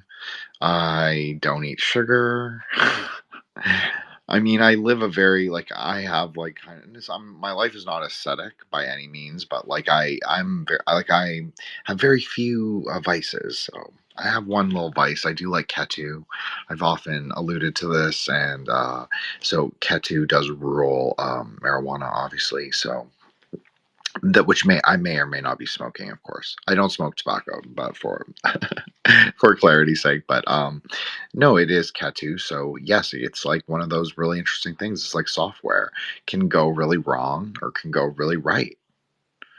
It's very dualistic, just like that, that astrological character. So that's basically what it is. But I enjoy it. If I sleep well, I'm calm. I don't smoke really during the day, and on the weekend it's okay. But don't drive heavy machinery. So this was a great space. So thank you guys all for this. I do want to say that the spaces have really helped me not revive my show. That's totally the wrong way to say it, but it helped me overcome some personal obstacles, as some of you know. And so I was able to like push through where I didn't feel like I wanted to or necessarily could with my show at that moment. But it helped me be able to do that. So thank you very much. And I know I'm usually like a timeline monster, I'm sure. I know that when I used to be in the Dharma chat, they used to say that about me. That I was like the timeline monster. And like I was blocked by I'm literally blocked by like most of Buddhist Twitter. Not even kidding you. Like it's most of them, and it's like most of esoteric Twitter, like I don't even know what I say. I mean, sometimes yes I remember, but most of the time I just forget. Just like Matt said, you don't have to carry your enemies with you through time and space. You really don't. That's a choice. 100% a choice. A lot of our reality is a choice. Obviously it's imperfect, so it's not everything is a choice. I'm not saying that. I'm just saying that a lot of, at least the timeline, is a choice. And like politics is a choice. Like you don't have to believe in any narrative. You don't have to follow people. I'm gonna make a joke, but I understand this is not like a centrist or left coded joke in any way. But you can watch Tucker. That's fine. We all know everyone's parents are boomers. uh so basically that's where it is. Like you don't have to. Like I don't. I like, yeah, no, because there's interesting things. Sometimes they say the truth, sometimes they don't, but doesn't really bother me. So I just I'm like, yeah, I see that there is a parapolitical layer. I think it's really interesting. I try and look at it through metaphysics. I think that's a more interesting layer, like Matt said. I think it's like, let's see how they play Kabbalah. Let's see like the different systems that they're using. That's more interesting to me. Like you can tell, like Trump is like old school, like Masonic. He goes really for the bright colors, and it's like so fun if you like Kabbalah because it's so obvious to what it is. It's not hermetic in any way. It's like he's saying exactly what it means. Like it's in the one density, but a really profound color usually in the density, not usually the superficial colors. So I actually think that's quite interesting. It's quite a good tool. We've talked about this. The wand and the tie. The tie is the modern wand. Yes. So, but there's also women get a lot more. I guess they have a lot more tricks because they can wear precious gemstones and they can be very subtle about it. And, so I don't know. There's all different ways. I know we talk about a lot about do bro stuff and I blame Monty. So, but basically, there's lots of different ways to do it. So I agree. There's like, you should be spending your time not worrying about everyone and just not about people you care about. I'm talking about the greater narratives. So maybe it's not even about people, but like the greater narratives, spend that time reading a book on tarot, reading a book on Kabbalah. You'll be much better served by that, to be honest. And, or Buddhism or Dharma or whatever it is. Okay. Like do those things and also do sadhana. So it's not just being an armchair, whatever, or magic or whatever. Don't be armchair. Be engaged and like Matt said, like apply the fire of consciousness to what you're doing so then you can access death eventually, like Joshua was talking about. So yeah, I think that's a great place for me to end it, and then I'll let Joshua go. Then I'm going to do room closeout, and then we'll close out for good. So thanks guys. Okay, Joshua. Thank you very much. I really appreciate that. So you were talking about your diet and stuff, and I too think that the diet's very important because, especially in like the Christian Orthodox community and stuff, like a lot of people didn't think that they thought like it was okay to eat pork and stuff still, and so on and so forth. And I think those things are important because if you're not living that way, you're missing something, right? So I don't want to get mired in all that, but I'm just saying I think that whatever your culture is and those rituals and such, if it's like a cake or so on and so forth. I mean, of course you can change things, I guess, if you need to, but I guess there's a reason for it is what I'm getting at. So sometimes it might be like a local thing where that doesn't exist where you're at or whatever, but at any rate, and too with the leavened bread, having leaven in it or not, we just had Passover and all. So like the bread at communion's not supposed to have yeast in it. So it's supposed to be flat bread, right? So anyway, those things get lost if we don't practice them. And since we're not practicing that, then over time it gets lost. And then before you know it, worse yet, it's being forced on others. And so the ritual gets like completely lost because then there's no opposition to the majority, which I got a really good joke for that. So what do you call a full Catholic church? What do you call them, Joshua? Critical mass. Oh, I'm gonna. So I'll continue. That I think. I think the diet, though, is the reason the prescription's there is because the internal alchemy that's taking place requires those particular ingredients to tune into the certain station, so to speak. So I kind of dabble with like ham radio or whatever. So I kind of think of it that way, is that we are like an antenna. So if you want to communicate with your deity, what do they tell you to do? And so mine tells me not to eat pork, for instance. So that's why I don't, right? So anyway, I just wanted to make that point about the diet because I think it's very important. And then I was reminded when you guys were talking about money earlier, it reminded me of a quote by God Emperor Leto II in Book 4 of Dune. And you said ride the snake, so it reminded me of riding the worm. So I thought I could include a Dune quote at the end. He says, wealth is a tool of freedom, but the pursuit of it, or excuse me, I muffed up the quote. He says, money is a tool of the wealthy, but the pursuit of it is slavery. And I think that's very true because those who are greedily rich are tied to Malkuth, right? Like the rich man parable with Jesus. He can't buy his way into heaven, right? So you can't buy the crown of Keter because there's no other, it's priceless, right? And so if we view wealth rather as like a tool, then like you guys said, what we need comes to us. And I remember when I was younger, just a brief testimony, I won't go long. $100 used to be a lot to me even just a few years ago, and all my life I've been kind of poor, and then finally wealth does come to me and I have it to give to others when they need it and so on and so forth.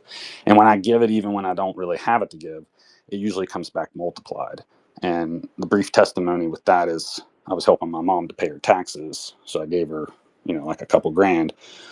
Well, she ended up filing with an accountant and getting money back and then gave me my money back, but had hers too. So like, if you look at the two extremes, there's a big difference there. And so that's a skillful means thing. So not only doing your talent consciously, but living consciously and becoming aware of those opportunities to maybe practice skillful means. Because like in that moment, I could have been like, oh, I don't have the money, and or something like that. But I gave to her and gave generously, and then ended up having like a real positive effect. Where otherwise, had I not done that, maybe it would have been negative, right? And then she, of course, would have still went through the accountant, but not as good as the story, right? So I think that's what makes the richness there sometimes in life, is that we got to take those risks and know that what we need to do, our labor, is going to come to us. Somebody mentioned like pregnancy and stuff, and also working earlier. So I think that's like the path versus the separo thing. It's kind of like labor in childbirth. It's kind of like a role type thing, right? Whereas labor for a man is like work, work with the hands. So the path is kind of like the work you're doing, right? When people talk about doing the work. Anyway, so I had one more thing. You mentioned compost with Bina. So I just wanted to mention I've been using banana compost recently, and the plants really responded well to that. Awesome. Thank you so much, Joshua, for sharing all of that. It humanizes all of us when, I think we share stories like that. I know you're a big fan of that. And so thank you.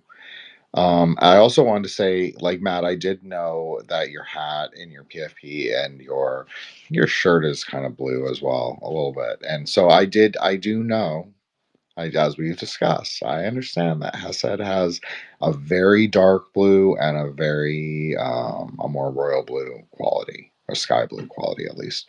So I understand that, and I knew that is what you were drawing from. How I would have described it just superficially, I was thinking it was black, but I did not know actually it was blue. But I do think it's interesting that you can draw wealth in like the multiple ways. But like if you look at mine, I'm not trying to draw wealth. It was more about like putting the episodes for Eric out there. So it's like expanding. It's very Tipperatic, but it's drawing from Bana as well. It's like magnetizing a little. So I wanted to do like so I'm telling on myself, but like that's what these spaces are. We all tell on ourselves. So yeah, that's what I was trying to do for Eric. So because it's a big deal to like take a chance on an unknown podcaster like me, and he knows I go on lots of other shows, so I do have some credibility. I guess I haven't burned it all on the timeline, but I just thought it was just fair to him to do a little Tiferatic thing, but I do like Tiferet when it's a little rooted. As I've talked about in this space, like it's a harder sphere for me, so I like it rooted a little in Bana. And you can see there's also Geberatic and Hesed colors in my BFE. So I made sure it was like quite balanced. But yeah, it's a little rooted in Bina, but it is Tiferatic. So I think these spaces have been so cool. Like we do speculative Gnosticism, we talk about historical, we talk about metapolitics, we talk about like it's meta history, metapolitics, metamagic, meta reality, metafiction, all the metas. So it's all that. And it's like what Joshua said, it's like upaya at all times. Like I'm not perfect at this. I'm not trying to be a guru or anything. I'm not your teacher, but don't but be skillful. Like there is a skillful way to use social media. I'm not saying I'm perfect at it, but I think there is an interesting and skillful way that is in accordance with your will as well. And like, do you know what that is? Like, are you blinded by narrative, or like that's very Ketu, right? Like you're joking about smoking marijuana. It's Ketu. That's a Ketu feature. Like, are you deluded by the narratives? Because especially if the narrative's a lie, that's really Ketu. So, how much do you believe it? Like your religiosity towards narratives. That's how to break Ketu. That's really what he's trying to do. He wants you, because that's the nature of his smoke, right? It's acidic or corrosive. So it's trying to break the lies, but because we grasp, we have that innate sort of serpent quality, you could say. We want the truth so bad, like we grasp at little husks in the ether. So so that's what makes them real, and then we treat them like a religion. We build a religion from them, but it's okay to let things go sometimes. And in like sometimes it's just, if we look at it from a speculative Aeon of the Daughter perspective, it's about some, as I said to Rom in the chat, it's something old, something new, something borrowed, something blue. It's very Kabbalistic and it's very Yod He Vav He, because there's 4 squares to that. So yeah, you could say it's like I said at the beginning, it's the 4 and the 5 and rectification of the 9, but 9 is not the terminus, it is kind of the beginning and what is on the 9 but the 10. So, you know, and what is the 9 also but the threshold to like the 11. So, there's lots of ways to think about it. There's lots of ways to construct it. There's a meta reality. That's what it is, and it's not anything to do with even technology. It's actually to do with a lot with the best technology, which is your own consciousness and your own mind. That doesn't mean that I'm like, telling you to go live in a cabin in the woods, but I think there's a reason why people used to do that were religious as well. Um, but I do think that a lot more is in control. A lot more is controllable than we maybe have been led to believe, and we're a lot more psychic, and we're living in like a psychic aeon. So let's fucking go. Okay, so I'm Jin the fucking Ninja. I host a show called Threshold Saints. Just dropped a 3-part episode on Ralph Bakshi, Fire and Ice, Wizards, American Pop, which that was the only one that I gave a separate title, which was Kids in America. So if you're interested in that, Spotify and Apple, thank you for listening. For all the people that do listen, I know a couple of you are actual listeners, so I appreciate it. Thank you. The show only goes on because I find it fun and interesting to have conversations with very interesting characters, and also that people listen. Because if I had 0 listeners, I'll tell you right now, I would go in a corner and cry. Not because I think I'm like worthwhile to listen to per se, but because I think I'm actually have really interesting ideas. And I think like the people I bring on for the most part are really interesting as well. And I think that the what's interesting about it is because I kind of use that like it's like I pretend it's like art punk, but it's really like old troon, like art school reject. Maybe, but maybe you could say it's like art punk. I kind of bring that. I think I call it a speculative occult audio e-zine indie, obviously, because I'm a millennial. And it is indie, of course, because it's just me. I'm a one-man show. But the Grey Lodge Spaces are not a one-man show. So let me just shout out our brother Solar Exile, who is the meta politician, we'll say, of the group chat. Just a great dude, great at Kabbalah. He's like deep into meditation, deep into tantra, having lots of fun. All these like retreats and empowerments. Of course, we have Matt Mora, who is quickly becoming a favorite of the IG Algo, and will be on Patreon episode of Greyhorn Pagan Podcast with my friend Stein Fox. And Matt is also coming on my show, and Matt does his own, has been doing Archaeometer, and he's been doing his own stuff for he also did I'm sorry, Matt, totally forgot. I'm sorry, guys, I didn't mean to say it like that. I just totally forgot. Okay, you could say it's very Pisces, Neptune, negative interaction. That's what we'll say. I don't believe in using astrology as fatalities. Okay, just to be very clear, I've been very clear about this in the past. So anytime I do use that, it's actually a joke, 100% a joke, not conceptual in any way. Matt built us a Grey Lodge YouTube, so we are all on YouTube now. So congratulations.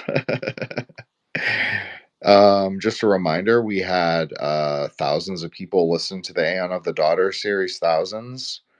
We've had hundreds of people listen to these spaces. And so I can tell that what we're doing is really interesting. I don't know if like maybe to listen for 2.5 hours is really interesting, but I think what we're doing is really interesting. And of course, it doesn't happen if we don't consent to like being in synthesis, transcending time in space, literally on an app that is the Crossroads and is like in a space. So I'm gonna do room shout outs.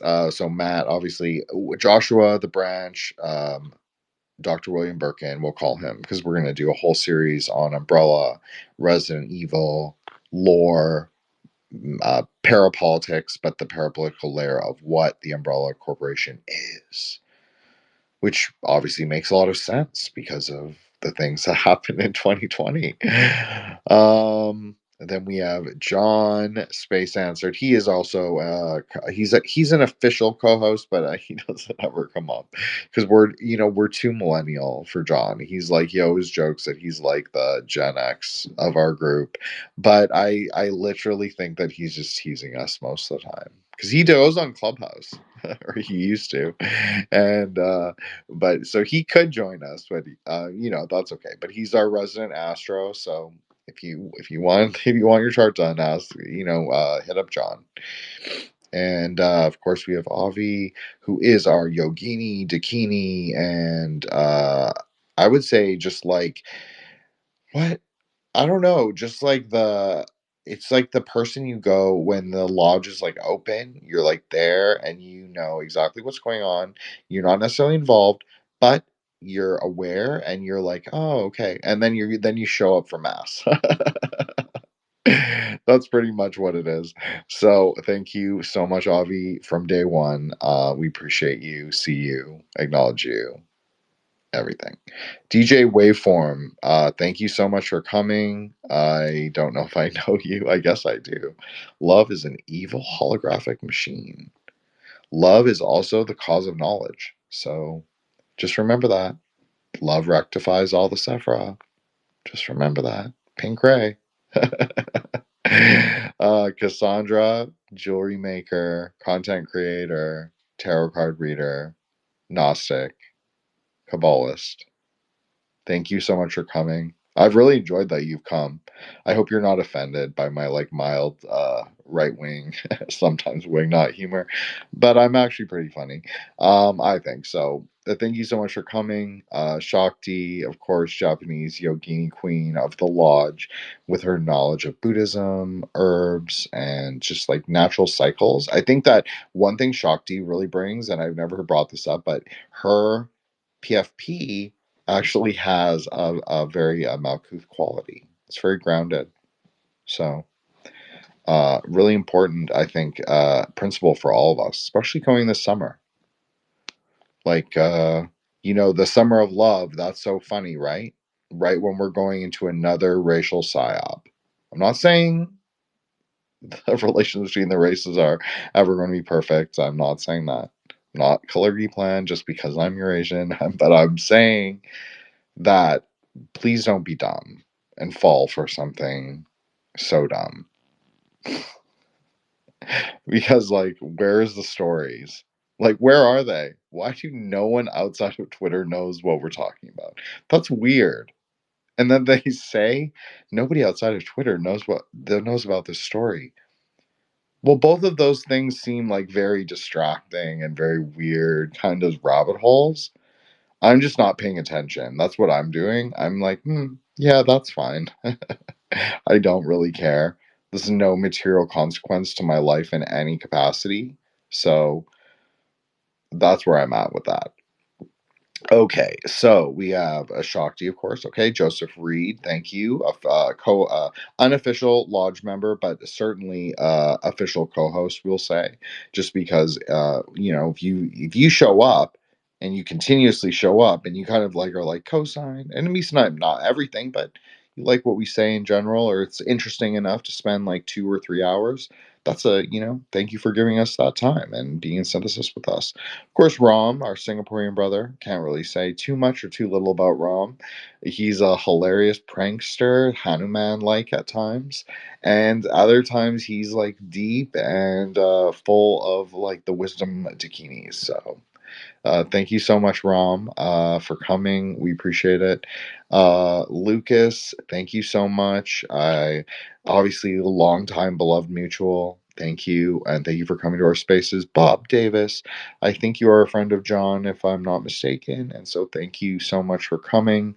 Frenzy, bro, I missed you. I'm so glad. Honestly, I'm so glad that you came back. It was so rough for a couple months. But I'm really glad. I hope that your wife's pregnancy went well, and yeah, everything. I hope you're good. And Mookie, of course, Crotokini, Lodge member. Definitely like the, if Avi is like the, we'll say the, she's like the temple priestess where she knows everything what's going on. Mookie is the ground, is the priestess of the grounds. Like she knows all the trees and the birds and the fruit and that. And then Shakti, obviously, she's quietly contemplating and telling us to ground ourselves, heal ourselves, giving us little mochis. You know, I love mochi dangos. So yeah, and I also love red bean too. I have a really bad weakness for azuki and sweet red beans. Like bad. Like very Chinese, right? So yeah, I love those. So obviously if I was there in Japan, I would just eat them all the time and just be pong pong. So but okay, and Gunther, so you're also I believe a friend of John. Um, thank you so much for coming. Appreciate it. And, it is cherry blossom season. I have been trying to, I know Shakti's been really good about posting them in our group chat. There's a reason why I'm posting them. So just consider that. Pink, sky blue, green, very good. Sort of like, I know nobody really feels like they're in the truth right now. I get it because I feel the exact same way. But I promise it's still there. It's just like I say, Crystal Millennium Kingdom, Dancing Girl. Sometimes you see her, sometimes you don't. You know, that's what it is. So we're in a decoherent time. So we're just going to be flexible. We're going to be dancing. We're going to have spaces like this where we can discuss like serious and far ranging and very esoteric topics. Like, I get it. My show's not for everyone. The spaces aren't for everyone. They're very niche. They're not normie. And that's good. But people who are interested in them, um, I do it like we do it for them. So we do it for the people in the lodge and then people who want to come. So thank you. And so this is Jin the Ninja signing off for the Grey Lodge Friday night Gnostic Mass. Everybody be good.